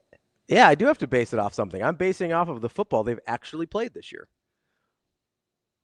Crazy idea. I like to dive really deep in the metrics, like final score. It's freaking bats. I mean, angry Ravi's a funny Ravi. And I'm not saying Nebraska's going to win. What I am saying is 9.5 is kind of crazy, and we're talking about Penn State like they haven't had the year that they had. No, I'm all in on your philosophy. I told you I would have made it 7 or 8. Okay, which still seems a little high to me, but it's not 10.5, which is where it started. That's wild. 7's just a fluky touchdown in a close game. Totally fair. Yeah, totally fair. It's a defensive score. It's a scoop score. It's hey, it's a 1-point game. We tack one on late. It's over, right? Yeah. It's whatever. Like, that's fine. 10.5 is different. 10.5 is saying you think this team is significantly. It's going to come down. Josh D'Lo says 8.5 now. Is it? Yeah. I don't know. It might be at different books. All right. Well, you keep banging that drum. I am going to keep banging that drum. I don't want to make the trip, so. Oh, I mean, total first world problem. You want Grunkmeyer or Lateef at quarterback? I'm riding with my guy. I've seen some Grunkmeyer. I'm cool there. He might end up being a nice player. For now, oh shoot, pass. Does Oregon seem like they're 9.5 better than SC? It's on the road. No, I don't think that they're 9.5 better than SC. Okay. I think Oregon. That's an early line to keep an eye on. Oregon struggles more offensively than people. Is Michigan 14 better than Maryland on the road? Maybe. Seems a little high, but I would have said like 11.5 probably. Josh is on it. It is currently sitting at 8.5. I think you want an all Bizarro line again, and Florida's the king of them. What do you think they're catching at home against Tennessee? And I get the series history. Florida's 3-7 Florida. They get favorable lines every week. Somebody, can you please find them ATS? Because every week we say, oh, but their defense will keep them in it. Somebody help me find Florida ATS while I'm having this conversation. What is Florida catching in Gainesville against Tennessee? In Gainesville against Tennessee. Now they opened. Never mind. What do you think the line is? I'm going to say it is currently, because it's going to be, you're only asking me this because it's going to be lower than it should be. 6.5. Top 25 Tennessee, number 23 ranked Tennessee is a 3.5-point favorite in Gainesville. Yeah. Now, Florida opened as the fave. Good Lord. Florida's a really good analogy to Penn State this year. Like they're the SEC version of Penn State this year, I think. A lot of respect because they have a lot of talent. A lot of respect, a lot of talent. Guess what? They lose most of their games still. Now, this is going to throw you. I'm ready. There's no way you come within 2 points of this line. Probably not. Well, let's try it. BYU travels to Cincinnati. 9-1, number 12 ranked BYU goes to 7-3, number 25 Cincinnati. Coming off the loss there. What is the line? At Cincinnati? At Cincinnati. I'm going to say I think BYU should be favored, which also feels like a trap. I'm going to say it's a trap. BYU by 3.5. Damn. It's BYU by 2.5. I almost said 2.5. Shoot. Guess who opened as the fave? Cincinnati. Yeah, that's dumb. BYU's pretty good. You're a trip. Cincinnati's pretty good too, but BYU's pretty good, man. Doesn't seem like Cincinnati has 3 losses, but they do. No, what are they? It's Nebraska by 3. What's the second one? They got hammered by no, they didn't get hammered, but disproportionate score. The second loss was it Tech? Oh, if it was Tech, that would make sense. Who am I thinking of? Is it Tech? I'm trying to figure it out here. We'll figure it out. Listen, if you're counting on me to Google things, we're all in trouble. Arizona and Utah. Arizona's the bad one. That was the bad one this weekend. Utah makes sense. Utah's good. Utah hammered them though. Yeah. It's pretty simple. I win. I might bring him tomorrow. I think I got a Signetti head somewhere. Yeah. Google me. So they what? They won 7 in a row after Nebraska. They've lost their last 2. So them opening up as a favorite is wild. Like that's not bad.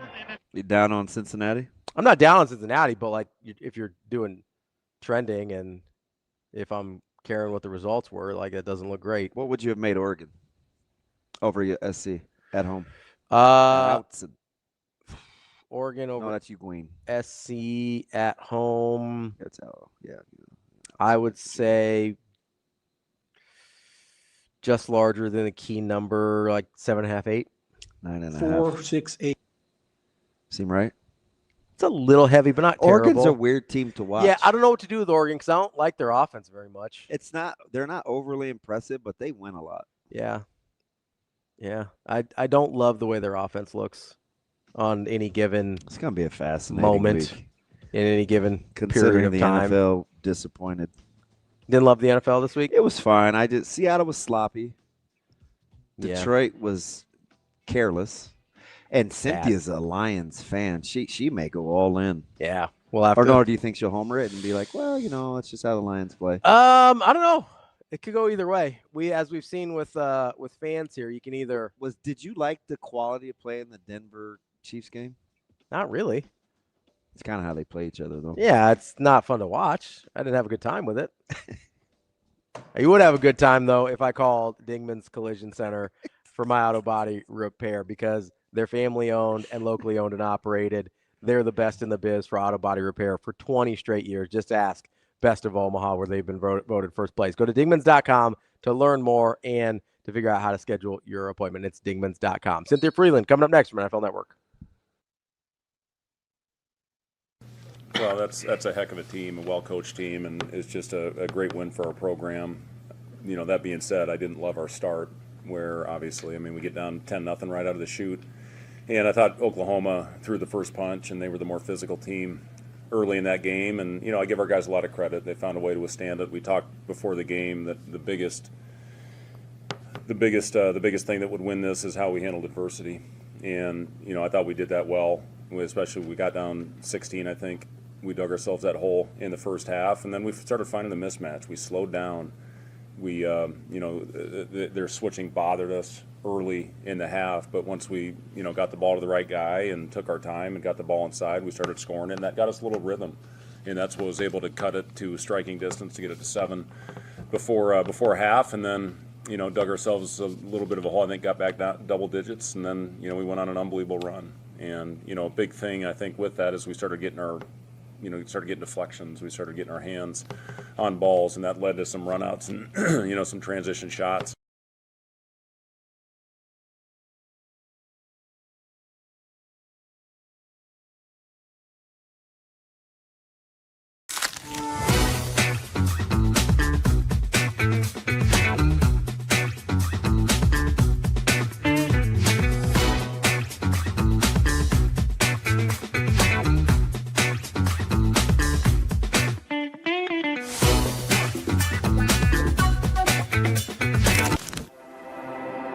A successful financial future is built one coin at a time.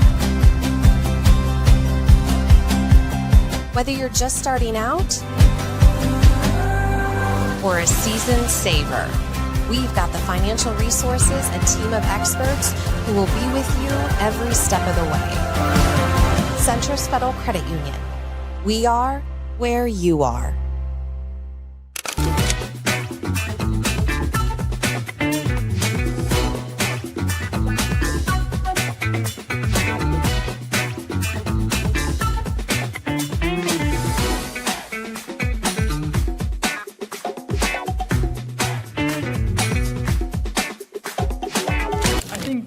We just kind of had to get used to their pressure. We knew they were going to come out pressuring us a lot, denying all the passing lanes, stuff like that. And we just needed to figure out how to, fake drive, stuff like that. So I think we got better at that as the game went on. Yeah, I think our guards did a great job of handling that initial pressure and then getting easy looks at the rim. So it really worked out. Yeah, I think like I said, we knew they were going to be physical, so coming in and kind of sparked us with some boards early, and I think that really gets me going. And then just, my teammates did a great job early of dishing me the ball down low, just a lot of easy looks. So we do a great job of playing off of each other, and I think when we're able to do that, it allows for us to have, breakout performances kind of. So, yeah, my teammates did a great job of getting me the ball. So, yeah, she was really physical, really athletic. We knew we were going to kind of have our hands full, but just, embracing that physicality and boxing her out, especially. She's super active, super athletic. So just coming in, knowing personnel, knowing the scout, and just trying to do the best we can.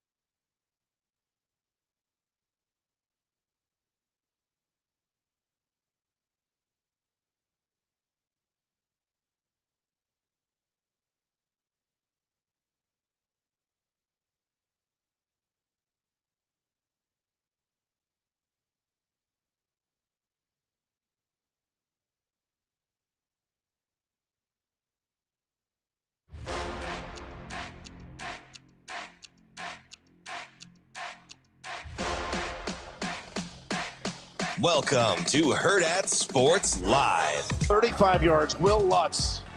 He's already made 4 today. Lutz in the clutch, and the Broncos have won it. McCaffrey, blockers in front, breaks a tackle, touchdown, Christian McCaffrey, the cherry on top. And it's caught here by Fant, and quickly on him, echoes the ball, jarred free, picked up Pierre, he'll take it in, it is a touchdown! A second turnover touchdown by the defense. Santos puts it up, and it is good! The comeback kid, Chicago Bears, do it again. Welcome back, Hurrdat Sports Live, presented by Centros Federal Credit Union. That's DB. I'm Ravi Lulla. We are joined now by CYNTHIA FRELUND from the NFL Network. CYNTHIA, how are we doing this morning? Doing great, thank you. How are you guys? We are hanging in there, and guess what? We're not going to start with quarterback talk. Well, you may end up getting there with this question, but I get it's the way they play, and it's kind of his style, but were the Lions not driving you crazy as the hometown kid? Yeah, I mean, I kind of anticipated this. Number one, first of all, that the Eagles defense right now is in just stranglehold mode. It's just feels like they're suffocating people, and it's not their defense is just playing really well. But if you go back, I rewatched it already, and there's a lot of throws where Jared Goff just missed, and they were open receivers. The plan was good, but I'll also put an asterisk there and say he's used to Sam Laporta being there. There was a whole bunch of missing pieces on the defense. It was very windy. There just was a lot going on. This feels like the Jared Goff moment where we see it once or twice a year. There's just it's just not a good game. It was, indoor last year. I mean, against Houston, it looked crazy. So I'm not going to say I'm not worried, but I wasn't super surprised, if that makes sense. I thought it might eventually get back to a quarterback because that was about as bad as I've seen Goff since the 5 picks in the playoffs. Just inaccurate. So what do you kind of chalk that up to at this stage of the season on that stage in general? I think look, you have not to say that Dan Campbell is a new play caller because we don't know exactly how long he's been calling plays, but your play caller is different. Things are changed. I will say there is something about Jared Goff and cold temperatures that it's it is at least correlated. I don't know if it's causal, but it's correlated. You have to, there's a little bit more that goes into it to make it causal, but ultimately I think there's a little bit of that adjusting to outdoor, all these things, and without Laporta, I mean, I do think those, because they play a lot of heavy personnel. So if you don't have your normal heavy personnel out there, as good as Brock Wright is at blocking, you still don't have that extra pass catcher. And Jamison Williams, just a little bit different style than a big-bodied Brock Wright who can win in the middle. Mm. What's my guy David Montgomery got to do to get a carry inside the 5? Great question. I think probably something to do with, a Jalen Carter, Jalen Phillips, Jalen Hunt, like all these people with J names in the middle of that defense, probably not play them. That would be one of the ways I would suggest for him to have a little bit more success. Cynthia, let me ask you something, and this is coming from a guy that picked the Chiefs to win last week, but I also picked the Lions too, so I'm on fire. But having said that, I do think, but I didn't think the Chiefs would win the division. I picked the Chargers. It was a coin flip between them and the Broncos. I thought the Broncos defense is going to be elite. Everybody did. But isn't it kind of time, and I get it, he didn't throw a touchdown yesterday, but they were 7 of 15, I think, on third down. They only ran the ball for 59 yards. At what point, or does it take a division title where we stop, saying what Bo Nix isn't and maybe start talking about what he is? I think the hard part you're always going to have in football is, when you see what feels like baffling results, like if you look at least over the course of the whole season, not necessarily a game yesterday, but, Bo Nix for the first 3 quarters looks different than Bo Nix in the fourth quarter. So you're kind of like, well, who is he? Yeah. Right? Like, is he the guy we see make these, 1-point wins or, one score differential wins? Or is he the guy in the beginning who, the screen pass becomes a crutch? And I think part of it also, and Sean Payton says it out loud, is that Sean really values not taking sacks. So is he making decisions faster and with more fear in mind, or is this just what they're asking him to? Like, there's a lot of confounding things that happen kind of all at once. But I think when you have big swings in your profile from one quarter to the next, I do think it's kind of fair to be like, well, what are we even seeing here? Because this defense appears to be, late January, early February like defense. So what's going on offense? Cynthia, let me ask you this. We'll stay on the Broncos here for a second. If you're taking a team with a second-year quarterback and an 8-game winning streak, you taking the Broncos or the Patriots?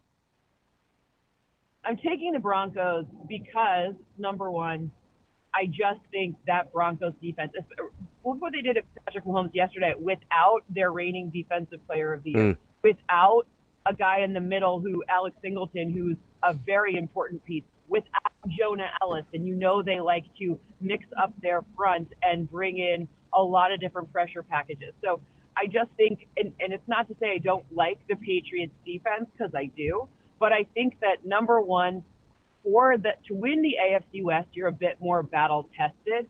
So, and to win the East right now, I know the Bills are in the East, but I think that we can agree maybe this isn't the best year for the Jets or the Dolphins. So you're having a schedule, a little bit of that benefit of the schedule for the Patriots. And I'm not talking about quarterback play. I'm talking about, you asked me which team I'm taking. So because Drake May is lighting the world up and it's really fun to watch, but I just think that elite defense is, you can't top that. So May over Knicks, but Broncos over Patriots? Well, I actually think we end up seeing, that would be what I would like to see in my AFC Championship game. Wouldn't it be nice to not have, and no shade to the Chiefs, because we were fortunate to be able to watch Patrick Mahomes. He's going to be the best of all time, but I'm just I'm ready for some new blood in the deep playoffs. What about Vrabel versus Peyton, if we're going to line these two teams up? Well, what about which one? Vrabel versus Peyton. If we're lining up Broncos and Patriots. I mean, look, it's fun either way, and I think Vrabel, even though he won't win Coach of the Year, he very much should be in consideration for that. But Sean Payton's already done it, man. He's already climbed that mountain, and it's kind of cool to see like Vrabel's like Peyton in 2 years, right? Like Vrabel will get there. I think this is a team with championship aspirations, but just, I think, I don't know, Sean being able to out-coach whatever's going on with Bo Nix is pretty impressive. Now, Cynthia, I want to be careful here because listen, I hate to be a victim of the moment, but I do want to ask you something because it was the way you phrased the conversation about Mahomes where we almost kind of put him in the rearview mirror for a second, right? You're like, oh, he's going to be the greatest of all time. And it's like, and I got to ask, and I get it. It's Denver and it's Buffalo, but he's only completing, a little right at about 55% of his passes in November. It's, lower than his completion percentage for the season. He got outplayed by Allen and Nix in back-to-back games if you just look head-to-head. And I get it. It's not that linear. But how careful should we be or do we need to be about writing off Mahomes? I don't know if you can ever write off Mahomes. I will say keeping track of their O-line is, when you're playing a team with a pressure front like the Broncos, is going to be something that matters because, for better or for worse, everyone gives their best game to Patrick Mahomes. People get up. Absolutely. I mean, when you have coverage stacks coming for Patrick Mahomes, that guys are specifically dialed in on one thing that they really, there wasn't just one of them, too. McMillan had 2 yesterday, right? So, this is like an interesting phenomenon, and you're just getting everyone's best every single time. There's no dropping a random inexplicable game to the Jaguars, whatever. You're just that's not happening, right? I know they lost to the Jags, but I'm talking about the Chargers. That was strange. But everyone gives you their absolute freaking best, and so you're going to have to bring your absolute best every single week. And marginal things things that seem small, incremental O linemen being out, really ends up adding up, and that's where things change. So, you probably have noticed I like to find patterns and compare things. So let's stick with the Chiefs and let's bring in the Baltimore Ravens, both at 5-5, both teams that I don't think any of us have thought are having the year that maybe we thought they would at this point. Who do you feel better about moving forward at this point, the Chiefs or the Ravens? Just through the end of the year. The Ravens, because the Ravens, they still have 2, they're still staring down a lot of their divisional games left. So, that just makes things easier. They've got 2 Steelers left. They've got 2 Bengals left. They haven't really started their play. And they get the Jets. Right. And if you're looking at, what's going on with the Chiefs, they're already – all these head-to-heads. They lost to the Bills. That's a head-to-head that will come down to mattering when these playoffs and wild card seeds are determined. So you've got that. You've got one with the Jags. I don't know if they're a real contender or not, but head-to-head loss to them matters a lot. The formula is a little unforgiving, but we know what it is. And the Chiefs have actually dropped some important games that would go a long way and help them determining whether they get the final playoff seeds or not. Cynthia, let me ask you something. Is Jacksonville good? I don't know who Jacksonville. There's a few teams that I have no idea who they are. I'm not sure. They have pieces that are good, and they've got a coach who has a game plan that is very effective. But if it doesn't go right, they're not great at adapting. So when it goes well, they're fine. When it doesn't go well, it's not good. Decidedly not good. So you've piqued my interest. Who are the other teams that you have no idea who they are? The Falcons and the Panthers. No clue. We brought them up in the first segment. We agree with you. Falcons and Panthers, we don't know what to do with them either. Yes. What'd you ask me? Ravi goes, what do we do with the Panthers? Are the Panthers good? I don't know, but I do know that the Falcons should be better. I do think that. Correct. There's no reason. Bijan Robinson, Drake London, great game. Okay, I understand Michael Penix Jr. got hurt. They have the number 1 pass defense, and you're letting a rookie destroy you. And Bryce Young, that was that was the game you would expect from Bryce Young, but we have not seen that consistently. But what is going? I don't know. I have no. And I just got back from Berlin, and I watched them in person against the Colts, and it felt like they had a very strong game plan to stop Daniel Jones and the Colts. Perhaps this was a trap game that they were like, the Panthers suck. I don't know. I'm not sure what the difference is, but I can tell you, I don't know who the Falcons are down to down. Okay, of quarterbacks that we've seen glimpses of that, have been a little underwhelming. Who could best benefit from a change either of offensive philosophy or scenery in general? Stroud, Murray, or Lawrence? Oof, that's a great question. I mean, I think the most gifted quarterback of those is probably Stroud, even though sometimes we've seen some middling results. Maybe you'd think, I don't know, but I like Stroud's upside better. How about let's put it that way, right? Like he has the profile of a modern kind of the guy that translates from college really well with the guys who are also coming out of college. So, I mean, I don't know if he would. I just think what Stroud would benefit from is not having a New England style play caller in Houston, where he's not a New England style quarterback. I just don't think the philosophies are aligned. I don't actually think he needs a change of scenery. I think he needs a change of philosophy because the pieces are there. I mean, Nico Collins is a very, very strong piece. Dalton Schultz, they're not as bad as their record or how you feel. When I close my eyes and think about a Houston's offense, I'm like, well, their defense is winning them games, right? But there's more talent there. I think it just needs to have a refreshed look at how it all pieces together. What about Kyler and Lawrence? I don't know what I think about Kyler Murray. But He's hard. I know Trevor Lawrence. It's tricky because there's moments where you're like, okay, I get it. And then there's other moments where you're like, okay, I don't get it. He's confusing too. The fact that he and Marvin Harrison Jr. couldn't get on the same page for as long as it took. The fact that Trey McBride has to like punch people in the face to catch a ball. It's just hard to understand because look at what happens with Jacoby Brissett. And I think he's one of the most I think all the commercials with the backup should be Jacoby Brissett. He's a pro's pro, isn't he? Yeah, I love him. The fact that he set a record for the number of attempts I'm glad he's going to be a trivia question in NFL history because I really, really like him a lot. But the fact that it looks so much different with Jacoby Brissett tells me there's some disconnect. I don't know what the disconnect is, but there is a disconnect when it looks vastly different.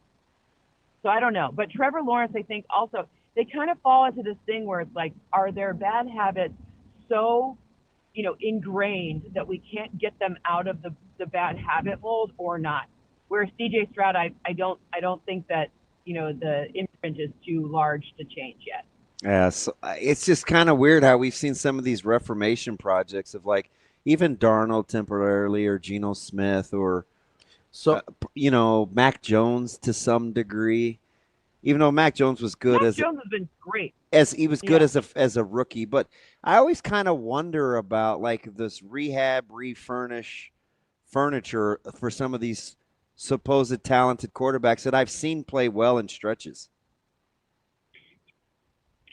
I think it matters what your coach's vision for you happens to be. I mean, I saw Sam Darnold in one game yesterday kind of battle all of his demons at once. I know they lost, but it was pretty cool to see him not feel you can tell there's some level of trust between him and Clint Kubiak, him and Mike McDonald, because he kept going. I mean, he had a bad game, very bad game, but they're still in at the end because he kept going. And I know the run game really helped, but it was also passes to running backs. That's something that was different from some of the other Sam Darnold moments we've seen. So it's also about having a system where someone believes in you. It's a really big deal. I think that, look, Sam Darnold, his God-given, his height, arm, all the things that, you can't teach. There's no amount of film study that's going to make him taller, right? That's where I think what you're seeing there is Sam Darnold using what his assets that he was, his genetic assets are in combination with a great plan for him and learning. And I just think there's some disconnect between those three things for Kyler Murray. Yeah, going into yesterday, man, he'd only had 6 picks, Sam Darnold. And in Jigba, those guys were flourishing. Like, I get it. 4 picks yesterday wasn't good, but he had been playing at a high level. But they're still in it, though, at the end. Like, even though he had that crappy game, at the end, it was I know it was an exceptionally long field goal, but whatever. But point being is, it's not like it was 35 to 7. They could have easily won that game. And Stafford's on a heater, too. So for them to hang in there, it's like, yeah. So let me stick on Sam Darnold here for a minute. Do you think the Minnesota Vikings experience is going to inform what the Indianapolis Colts do at the end of this year? I think the Indianapolis Colts have already telegraphed what they're going to do, because paying that much, and by paying I mean equity and draft picks for Sauce Gardner, means they already got quarterback right. They feel it. Okay. Because if they didn't, they wouldn't have given up 2 firsts and a player for a corner. Do you think, even independently of what we've seen J.J. McCarthy look like, that Minnesota would go back and think maybe we shouldn't have taken what Sam Darnold was able to do here for granted? I don't know. I know that it feels like we've seen a lot of J.J. McCarthy. I know it's his second season technically, but we really haven't seen much of J.J. McCarthy. Sure. And as much as I'd like to say, like, of course Minnesota wants to win games. Of course, Justin Jefferson will go down as an all-time great, and you don't want to, quote unquote, waste any of his good years, or however we term that, right? But I don't think we've seen enough of JJ, and there aren't just like young franchise level quarterbacks growing on trees. Like, every year we talk about how the draft is not a good quarterback draft, blah, blah, blah, blah, blah. Like, Tim Ward's struggling. Of course, it takes some time, and now college and NFL, in a lot of ways, they're getting more and more different from each other. And I always go back to this NIL stuff, because I think it's horrible I don't care about NIL, I care about the transfer portal, because what happens is these guys play for so many different colleges, they never really kind of go to, level 2 quarterbacking. So they're stuck at level 1 quarterbacking, and then you go to the next level at the NFL, and even if they've been in college for 6 years, it's still freaking hard to learn a much thicker playbook. It's way different. So I don't know. I think Minnesota's like, if you think you know what we've got here, like, you're an oracle, because we don't even know what we've got here. So I don't even think there is one, but because whether it's the age or how long he's been in the league or just how prolific he's been this year, Stafford is cemented his Hall of Fame status. And I used to argue it up until a couple of years ago. But this is ridiculous, right? What are we up to? 25 touchdowns in a row with no picks. He's 27-2. They're 8-2, and they're still trying to get fully healthy. How good of a level is Stafford playing at for you, who always crunches numbers? And I always love Stafford too, because to me, Michigan people, we always, unless we're playing the Rams, we want Matthew Stafford to succeed. It's when you look at what Stafford is best at, and I actually created a metric for him specifically, because the thing he was always great at was soccer. Yeah, the play after being pressured, including sacks, so an actual pressure, not like, I don't know what other people consider pressure, but like where someone comes in the halo of his vision, where you be pressured, under pressure throws. He's the most accurate quarterback that we've seen, the play after being pressured, which is a very important metric. Now, Drake May is starting to profile like that as well, but Matthew Stafford, that's incredible. Literally, I created that metric because of him. So, to me, I'm just really glad to see that the heavy personnel that they're using, 13, so 3 tight ends, et cetera, using their running backs to really be blockers, using their tight ends obviously as blockers, and even asking wide receivers to do that too. That's where I'm really glad that, Sean McVay is like getting the most out of the opportunity for Matthew Stafford to like not have to be so prolific at that thing that he is great at until at least the end of the season, right? Like, so I just think this is a really good example of, the system and the style matching what the production and the highest form of this, effectiveness for a quarterback happens to be. So that those two things working together, you see some great results. Somehow we, in the first segment this morning, way back when we were talking about like front offices and McVay versus Shanahan and all these coaches kind of head to head. And the thing that like the NFL experts always say about McVay that kind of made him different from these other offensive boy geniuses, and Shanahan is probably in this discussion as well. We'll see what happens with Ben Johnson and some of these guys. But we've also seen it not work, is that McVay was able to cast his vision throughout the building, right, of excellence and a way to do it. And it's kind of become the culture which has worked for him. But, I mean, you got to look at, are we looking at like Demoff and Les Snead and some of these guys that like the Howie Rosemans of the world where their drafting and their personnel, and remember when they sold out to win the Super Bowl, they had no money, they're cash strapped, and here they are again just a couple of years later, like right back in the thick of it. Do we need to be looking at their front office in a different light? I mean, I think that the difference between, well, there's two differences. Remember when they moved off of Ramsey and that was a hot take? It was like, wait, what? Hot take. Yeah. So, but like, I think that, Les Snead and Kevin Demoff, they just don't, Howie might talk to the media a little more than them, like Howie might, just a little nudge, and Howie might make more mid-season trades than them. And, they like, I don't know, sometimes media people like to be talked to by people like that, but I think ultimately they are given that respect. And I mean, that if you look at, like, to me, the way to look at it from what football people think is like who gets hired away, right? Like, the GM in Detroit, where did he come from? The Rams. Yeah. What about Jacksonville? Like, they're all proliferating. Jacksonville, all these other places. So I'd look at that, and then you can compare that to, it is up there with Shanahan because, Adam Peters from the Commanders, he comes from San Francisco. Like, so I would just look at those spaces, and not to say that Howie doesn't have as many of those, but if you did like some version of like media mentions to hires, I think some of these other people have maybe more hires and fewer media mentions. I'm just saying. I think I get it. I think we found your new metric that you're gonna come up with. There we go. Yeah. Cynthia, we appreciate the time so much, as always. Great to talk to you, and we'll catch up again soon. And you've got a new metric, right? Pressures after a pressure. There we go.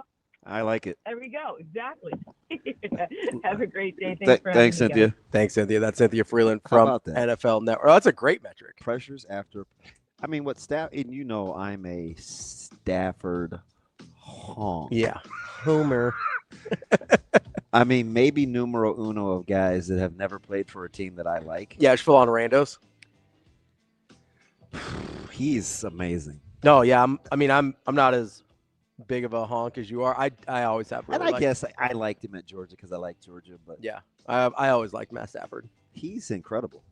I was more of a no Sean Moreno guy on that team. He's 27-2, 25 in a row. My favorite stat of his. It's 3 games with 4 touchdowns, no picks. It's the latest anyone in their career has ever gotten over 500 for the first time as a starting quarterback. I think it's like 237 starts. Spent a lot of time in Detroit. He sure did. Coming up next, we're going to talk to Ben McLAUGHLIN from the Husker Radio Network. That's CB. I'm Ravi Lulla. It's Hurrdat Sports Live. It's difficult, and obviously with Owen still trying to get back in shape, it's kind of out of necessity right now, and Karam's learning. It's a steep learning curve not being here all summer and missing everything that he missed, and then the language barrier is a little bit of an issue too. But Jason gives us some stability there, and I know what I'm going to get, and it's he was pretty effective when he was out there. I thought Karam the second half. That's what we need to see. That kind of pressure on the rim that he puts on the rim, and I think he can do some special things defensively as well. But it's going to be a process with Owen, as I've said from the start. It's just going to take some time.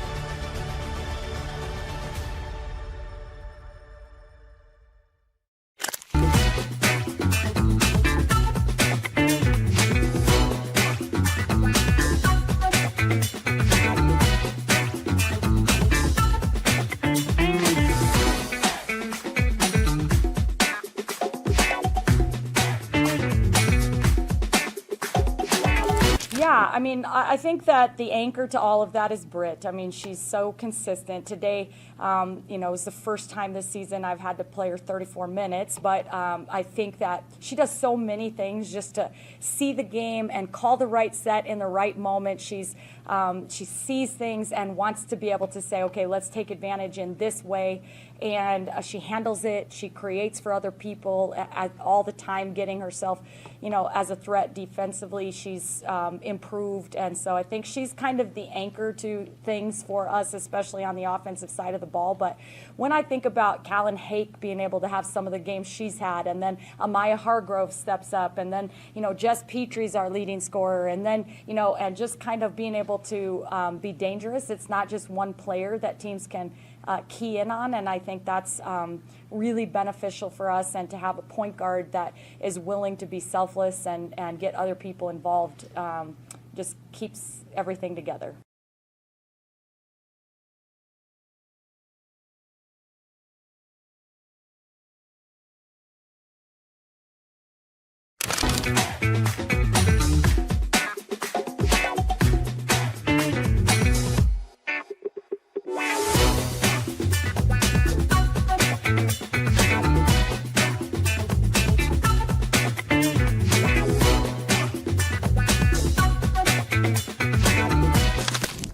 Aspirations can drive us. Sometimes a simple gesture is what fuels the pursuit of a dream. When it's time to make your dream a reality, we are here to help.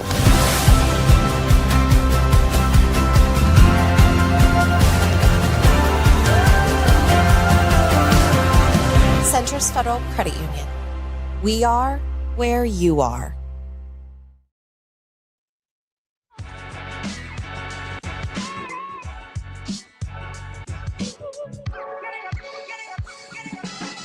You're listening to Hurrdat Sports Live. Welcome back, Hurrdat Sports Live. That's DBM Ravi Lulla here at Hurrdat Sports Bar and Grill. We are joined now by Ben McLAUGHLIN from the Husker Radio Network. Benny Mac, what's going on? Good morning, gentlemen. Happy Monday to you both. Yes, we get you on. What do we owe the honor where you're like stationary chilling? Working from home today. So, attaboy. Yeah, you must be on daddy duty. Partly, yeah. That's not going to kick in till later. But yeah, it's nice not having to deal with the cell service of I-80, just praying it holds out. Hey, so more concerned about I probably know the answer because I've watched you watch a game, but more concerned about the Chiefs or the Hornets? Oh, we punted on the Hornets before the season. But I'm generally pessimistic, as you know, as you just prefaced that. things didn't look good when the Chiefs played the Chargers to open the year. Like they were exposed.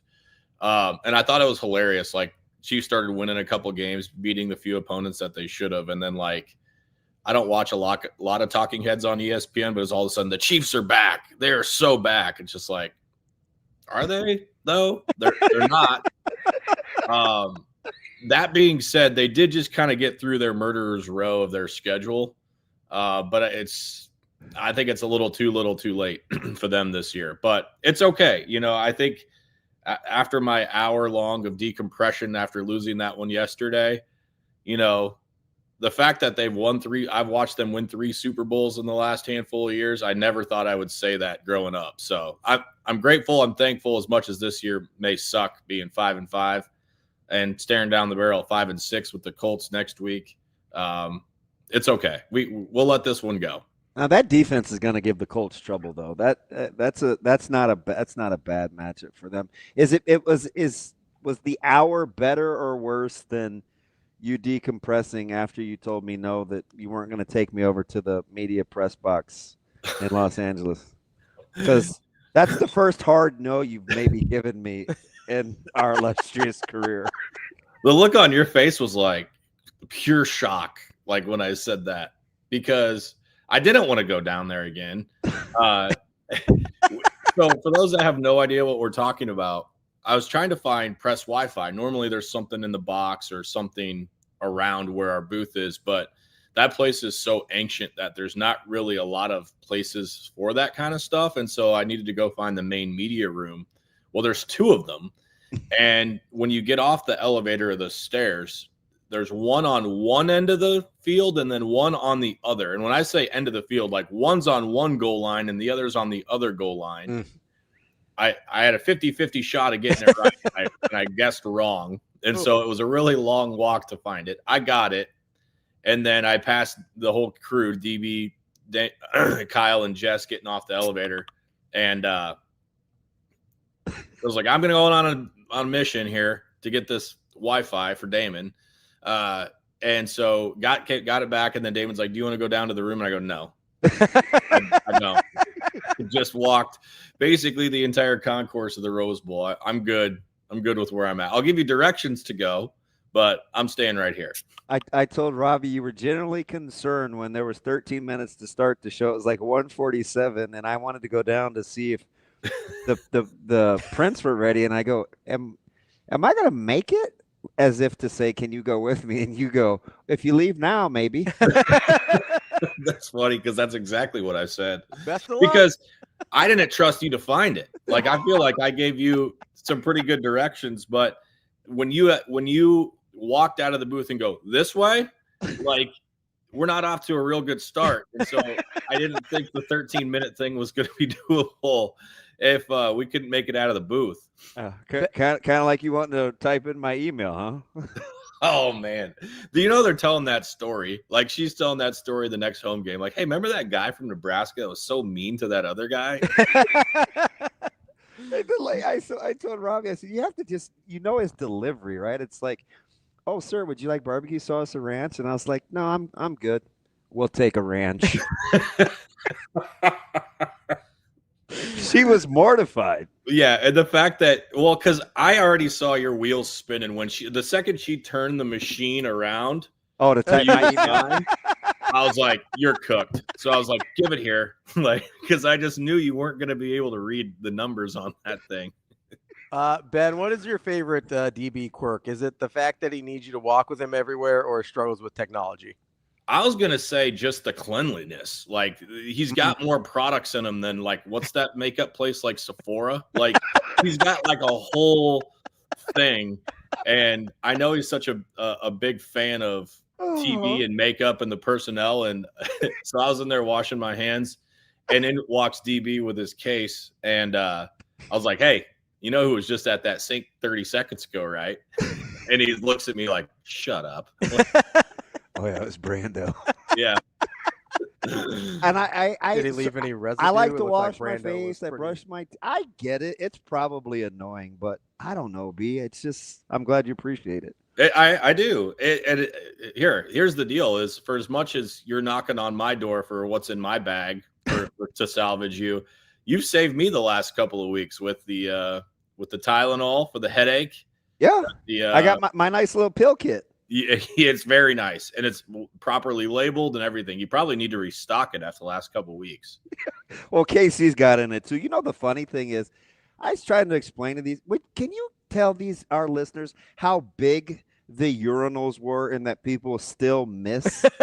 Like, is that not maddening? We had a 30-minute discussion on the show about how do you miss? The first thing he talked about when he came back from LA was because I told Ben, I was like, I was unusually happy. I ran back in. I was like, I was like, you got to see how big these urinals are. There's no way these people can miss. I came back 20 minutes later. I'm like, it's possible. Yeah, he goes, I go, what? He goes, oh yeah, puddle. I said, we got puddles. Yeah, it's possible. Like what? I mean, you had to have tried to be that bad, right? Yeah, you just had to make sure you had your media pass walk into the bathroom because passed about 12 security guards. Dude, it was incredible. It was incredible. But then we could just walk. I liked your shortcut getting me down to the field too, because I don't know, would we have gone all the way around if we didn't just cut through the stadium? Probably. And it's just like, hey, lady, like I know you saw me 38 seconds ago, and you probably forgot, but here's my pass. And he'll go, you just saw me. I was like, yeah, what he said. Usually you don't have that much trouble aiming when most people are theoretically sober. I don't know, man. I'd never seen urinals like that. It was like a barrel. Yeah, massive. And I was like, how do you miss? But before we move on to Penn State, you and we were walking the field, and I told these guys it was my version of touching grass. But you had to be pretty impressed seeing Nico up close, and then how he played. But not surprised at all that he was diagnosed with the concussion going into Ohio State. It made a lot of sense post, didn't it?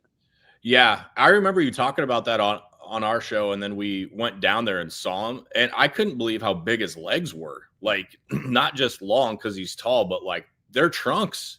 And I'm like, yeah, this guy's probably not a lot of fun to tackle, although Nebraska had a lot of fun tackling him apparently on Saturday night because, as we found out, the concussion knocked him out of the game last week. But yeah, he's a big dude, really big dude. And I think it's pretty clear early on that, and I think you may even made the comment on the broadcast that if this guy's going to run, you're going to make him feel every run that he has. And I think I slid you a note. I don't remember when it was in the game, maybe midway through the second quarter, that he was already at 10 carries. Yep. I'm like, you did. This is sustainable with the amount of hits this guy's taking.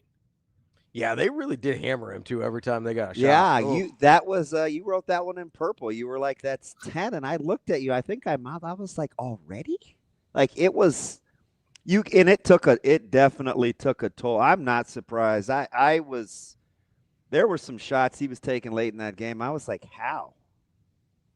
Yeah, the shots he was taking, not only with the runs, but with the pressure, right? I mean, you were talking about his accuracy, and I mean, Keona Davis was a madman in that game against UCLA. Like no one could block him. And I mean, I never played D-line, but I have to imagine it's one of those feelings like once you have 2, 3, 4 of those plays in a row to where they're not doing what they want to do against you, that confidence is probably just beaming of you feel unstoppable, probably like how Myles Garrett feels right now. Like there's just no one on the planet that can block you. And that's how Keona Davis played. Like I thought it was by far his best game as a Husker, and several others as well. But yeah, they got to him early and often. And yeah, he's going to remember playing the Huskers that night. There's no doubt. Speaking of running quarterbacks, as we kind of switch to Penn State here, were you surprised that we didn't see more design QB run from TJ Lateef? And do you expect to see more of that against Penn State? Yeah, I think we'll see more of it the next couple of weeks with Penn State and Iowa, just because those defenses they take a lot away. And so the beauty of his first game with TJ is he didn't have to run a whole lot. And Damon and I kind of talked about this in our show, that just because he can run doesn't mean he's a runner. And I think that was the theme all week is, Nebraska has this running quarterback. And of course, the first play of the game, they kind of throw him in there to use his legs to get him into the game. But after that, you didn't see him take off a whole lot. Like, the threat that he can do it, I think is enough to stress defenses. I do think ultimately he is going to run more because I think, Penn State's secondary and their coverage levels at the second level, same with Iowa, are a lot better than what we saw against UCLA. So, just by virtue of time in the pocket, getting out of the pocket, he's going to run more. But I do think Nebraska probably wants to be a little careful, knowing that what could potentially happen if he's the one that takes a big hit. So I think it's going to be a mix. He's definitely going to carry it more, I think, than what he did against UCLA. You just hope he's being smart with the football and not taking those extra hits when he can either get out of bounds or get down. One of the things I enjoy about our pregame is every week you hit me with a couple nuggets or some different vantage points that I probably didn't think of that you did on your 98th rewatch. But when we're sitting down having pregame Saturday and we're going to talk about Penn State, and they'll probably at that time be an 9-point fave, where's the discussion going to start for you when we start to talk about what you'd appreciate about Penn State? I think my first gut reaction is probably the same as a lot of people, and it's those two backs. I mean, they're so experienced and so good, and I think for the first time in a while have some confidence. Like, I think the way that Penn State's offense has had to kind of adapt without Aller has been interesting because, they don't have the X factor in Tyler Warren like they had last year. They've had to kind of get creative with their running game.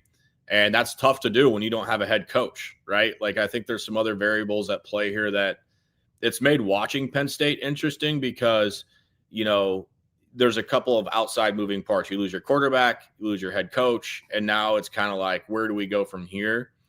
I'm really interested and intrigued to see how Penn State comes out early, maybe the first 2 or 3 possessions against the Black Shirts, because I think that's going to be the easy tell. But a lot of times when we see things like this, like a Minnesota or a Wisconsin, what do they do that first drive? First play is usually a play action. They'll run a tight end across on a slide or, just an easy dump off to get Nebraska thinking something other than running game. So how they use those running backs, I think, to me, is going to be something that I'm watching very closely. Ravi is contemplating, and I'll let him explain it, just these monumental meltdowns this morning. We were talking to Sam earlier, because I said this, if Nebraska wins, this would, in my opinion, would be the most talented team that they'd had beaten. And, Ravi says, well, at some point, if they're so talented, when are they going to start playing like it? But he has an interesting kind of position about what we've used against Nebraska for 10 years versus why we're afraid of Penn State. Pose the same question a bit. Yeah, I just don't understand. It seems like, and I don't want to speak for everybody, but from the people we've talked to, it seems like we're doing the exact same thing to Penn State to justify their record that we did when Nebraska's, the best 3-9 team of all time or whatever. And guess what? They were still 3-9. It still got the coach fired. It's still at some point the record has to matter. And we talked to Sam McKEWON earlier today, and he goes, "Well, I bet Penn State would trade Big Ten schedules with Nebraska." And I was like, "Yeah, but they've played 3 common opponents. Nebraska's beat all of them, and Penn State's 1-2. So what do I do with that?" I get that they're probably more talented than Nebraska. I understand that. I also get that they're not even in the same neighborhood of talent as an Ohio State. And they're probably, at least you want to go by recruiting rankings, much closer to what Nebraska is than some of these other teams. And they've lost a lot. And at some point, the losing matters, right? Yeah, I think it's more of a conversation than it is a question, because I think there's a lot of variables at play here, right? The schedule, certainly.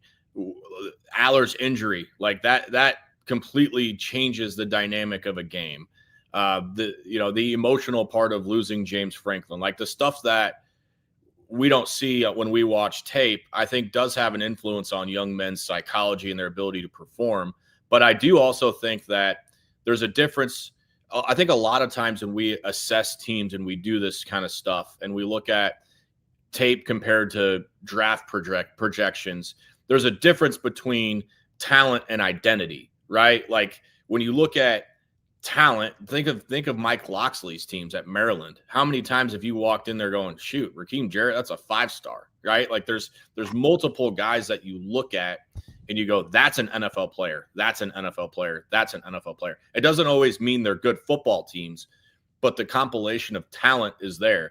You saw that a little bit with SC, right? Like looking around at some of those guys, you're like, yeah, that guy's a Sunday guy. That guy's a Sunday guy. Their record's not necessarily indicative of the talent, but when you look at Penn State, and I'm going to sound like I'm talking out of the side of my mouth here because they don't have their head coach, but they were built to fulfill a certain identity. Penn State football, you know what you're getting when you're playing Penn State. You know what you're getting when you're playing Iowa. And I think a lot of times that leads to Sunday guys. Like Jack Campbell's a great example. You saw him last night in Detroit. Nobody saw his recruiting rankings out of high school and go, yep, that's a Sunday guy. But it's incredible. When you play the same system year over year and you get really, really good at what you do and you get better every year, that makes you a draftable guy. So I think we're getting to the same destination. We're just taking a couple of different routes to get there. And I think that's why it requires maybe a little bit more conversation, because Penn State does have talent, like they do, right? Like they have a lot of players on their team that other schools in the country would love to have. That doesn't necessarily mean they can put it together for 60 minutes and execute snaps, but they do have guys that I think have the attention of scouts. And I mean, look no further than those running backs, right? Like they've had multiple guys in their front seven defensively that I'm like, man, sure be nice to have an Abdul Carter. Sure would be nice to have a couple of these dudes. So I do think it's a little tricky, but I do agree with you, Ravi, that, you know, just because they're talented doesn't mean Nebraska can't go in there and win on Saturday night. So I've been going through just season-long team statistics, right? The only place that Penn State has any kind of significant advantage is rush yards per game on offense or defense. Would you like to guess how many more rush yards per game? Are you factoring in strength of schedule? No, this is just the whole season. Okay. This whole season. Okay. Would you like to guess how many more yards per game Penn State has than Nebraska rushing the football? Offensively, you mean? Yeah. It can't be much. I would say no more than 30. It is 13.6 yards. Yeah. Penn State's 78, Nebraska's 90. That's the biggest gap. And listen, so I get the point, right? If you're looking at rosters and you're looking at draft prospects and things like that, maybe you take Penn State over any other team Nebraska's played this year, although I think Michigan has an argument. I think SC has an argument. But when you look at what's actually happened on a football field over the course of the season, and I get that some of the opponents have been harder for Penn State, they also played no one in the non-con. And you look at it and you go, okay, Nebraska has been better in almost every team category than Penn State this year. I don't know what to do with that except say 9.5 points seems like a lot. Yeah. Let me ask you this, just playing devil's advocate, because you're on one right now. David, this is why Ravi and I. Yeah, you guys, I tell you this, you're kind of the same person, except he's actually probably a little more mean-spirited, if you can believe that. Let me ask you this, though. If you're a defensive coordinator coming into the year, where do you start with Penn State compared to where do you start with Nebraska? Like, when you're looking at Nebraska, you have Dillon, you have all these wideouts that, you know, they're really confident in. Your game plan probably starts there. You have an unproven guy at running back. Penn State, you've got 2 all-conference caliber running backs on your team. That's probably where you start and what you want to take away first, right? Or no? I agree. And my answer would just be, and where has that gotten them? It's gotten them 13.5 more yards a game and 60 fewer passing yards per game than Nebraska. So I sit there and I go, yes, I would agree. Going into it, you want to stop passing game for Nebraska. You want to stop running game for Penn State. Well, you don't really have to worry about stopping passing game for Penn State because they kind of do that for you. And then the running game has been stoppable. I think we're saying the same thing. We might be. We very well might be. And now the only variable that I don't know what to do with is that both teams are playing with backup quarterbacks that are pretty recent additions, right? In terms of a lot of the stats that I'm talking about season long were with a different guy. So I don't totally know what to do with that, although I have to imagine not going to improve the 184 yards a game for Penn State passing the ball. But so don't totally know what to do with that. But outside of that, I I don't really understand how we got to the point where Penn State is the boogeyman unless it's just the uniform and the situation. Yeah, I get it. Environment, night game, probably all that stuff plays into it. What do you think we're walking into? You and I tried to guess momentum. Yeah, we're way off from 2 weeks ago. We thought they may have shot their shot against Indiana. Now they might feel even better.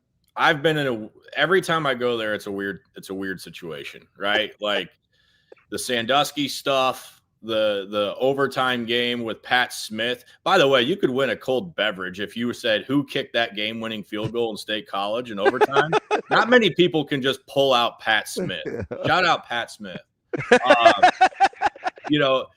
The last time we played there was the Trace McSorley Saquon game where they were pretty much benched at halftime. It was like 30 degrees and raining the whole time. So it's just been weird every time we've been there. So maybe part of me is not surprised that the line's so big. I don't know. I guess part of it for me too is just like Pat Smith. That is incredible. You like that, huh? I am not surprised though. I spent a lot of time around you. So I spent the last few weeks rooting for Penn State to get a win because there's a part of me that says if you're a team that's on an 0-for streak like they were in conference and you're not actually awful, I want you to get a win before you play me. Right? Everybody's psychology works differently. Right? Yeah. You had your thought. Damon and I were in there like, how do we want this Indiana game to finish? And he's like, well, I'm on this side. I was like, well, have you considered this? And so it's like we've got a third. So in my mind, best case scenario is they would have shot their shot at Indiana, won that game, came back, let down, lose to Michigan State. Their season's over. They get dog walked by Nebraska this week.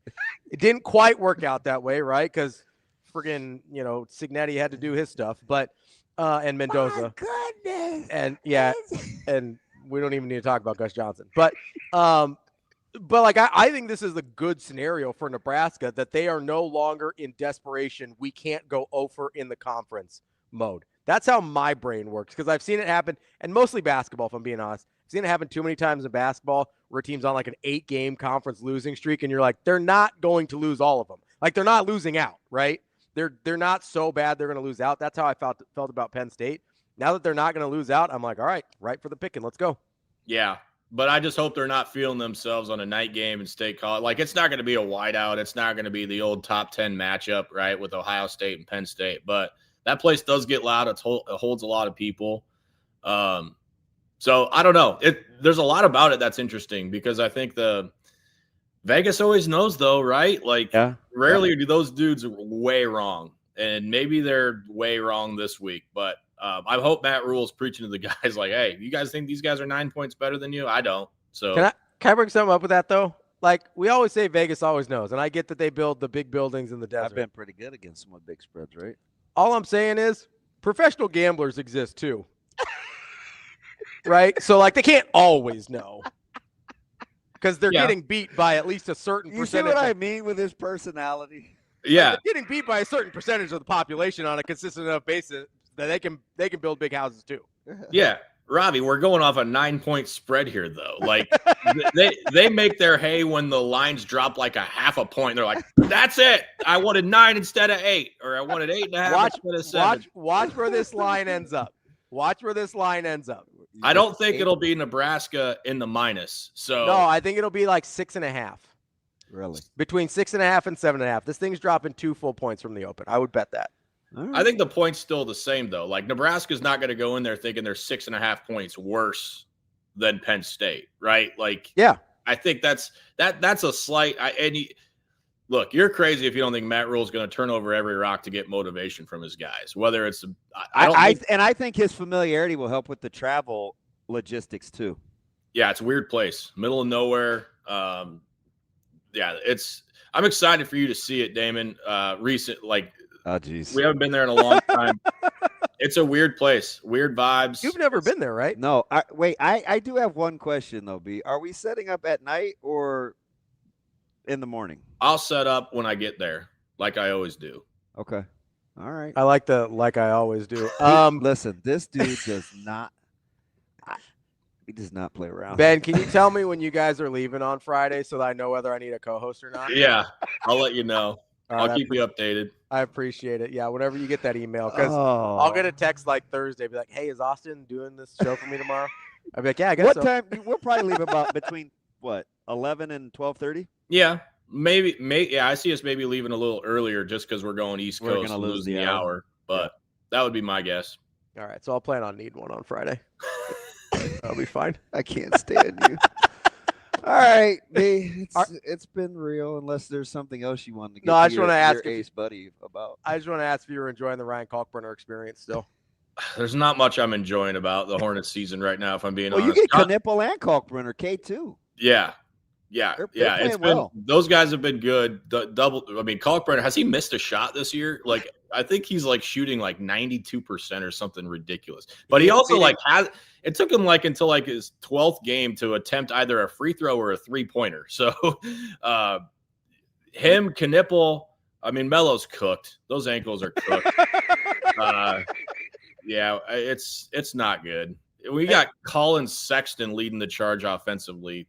Typically, things aren't going to go well. Hey, since I know you guys are like kindred spirits, what are you guys going to do on December 7th with Creighton and Nebraska play? Both teams could be pretty good.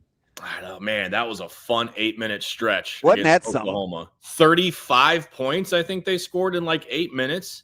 It's just like, I'm watching that on TV. I'm like, surely that one's not going to go in. Surely that one's not going to go in. Everything's just splashing down. It was unbelievable. I remember several Doc Sadler coach games where it wasn't entirely clear. You try to get to 35. Yeah, I was saying, it wasn't entirely clear 35 would be the final score. Yeah. Let me ask you something real quick. When we were like lamenting about Nebraska basketball last year, and we talk about all these other sports, especially with the basketball film crew with us, did you get the fact that they were everybody was kind of like, well, they are missing Rink Mass. Rink Mass it's critical. Did you get the level of potential from him not playing versus to now early when you see him playing? It's crazy, isn't it? I've had this same conversation with 2 or 3 different times since then. Like, how could anybody have known how big of a missing piece that was going to be? You got a big man hitting step back 28 footers like it's nothing. Right. And then you heard Coach Moser talk about it after the game. Like, how do you guard him? Right. He rolls to the basket on a switch. He does the pick and pop. Like, then he'll post you up. And then okay, so you close out on him, and then he dishes it to Sanford, who, oh, by the way, he's not bad shooting the ball either. It's just like he's okay. When those shots are going in, they're hard to guard. They're really hard to guard. I may be smart, but end up being smart. I doubt it because it's so early. But I told Robbie the key acquisition was how Lawrence plays the second time around. I hope I'm right because he's off to a decent start. He is. He's a great kid too. Easy to root for. To see him play the way he did Saturday night was awesome.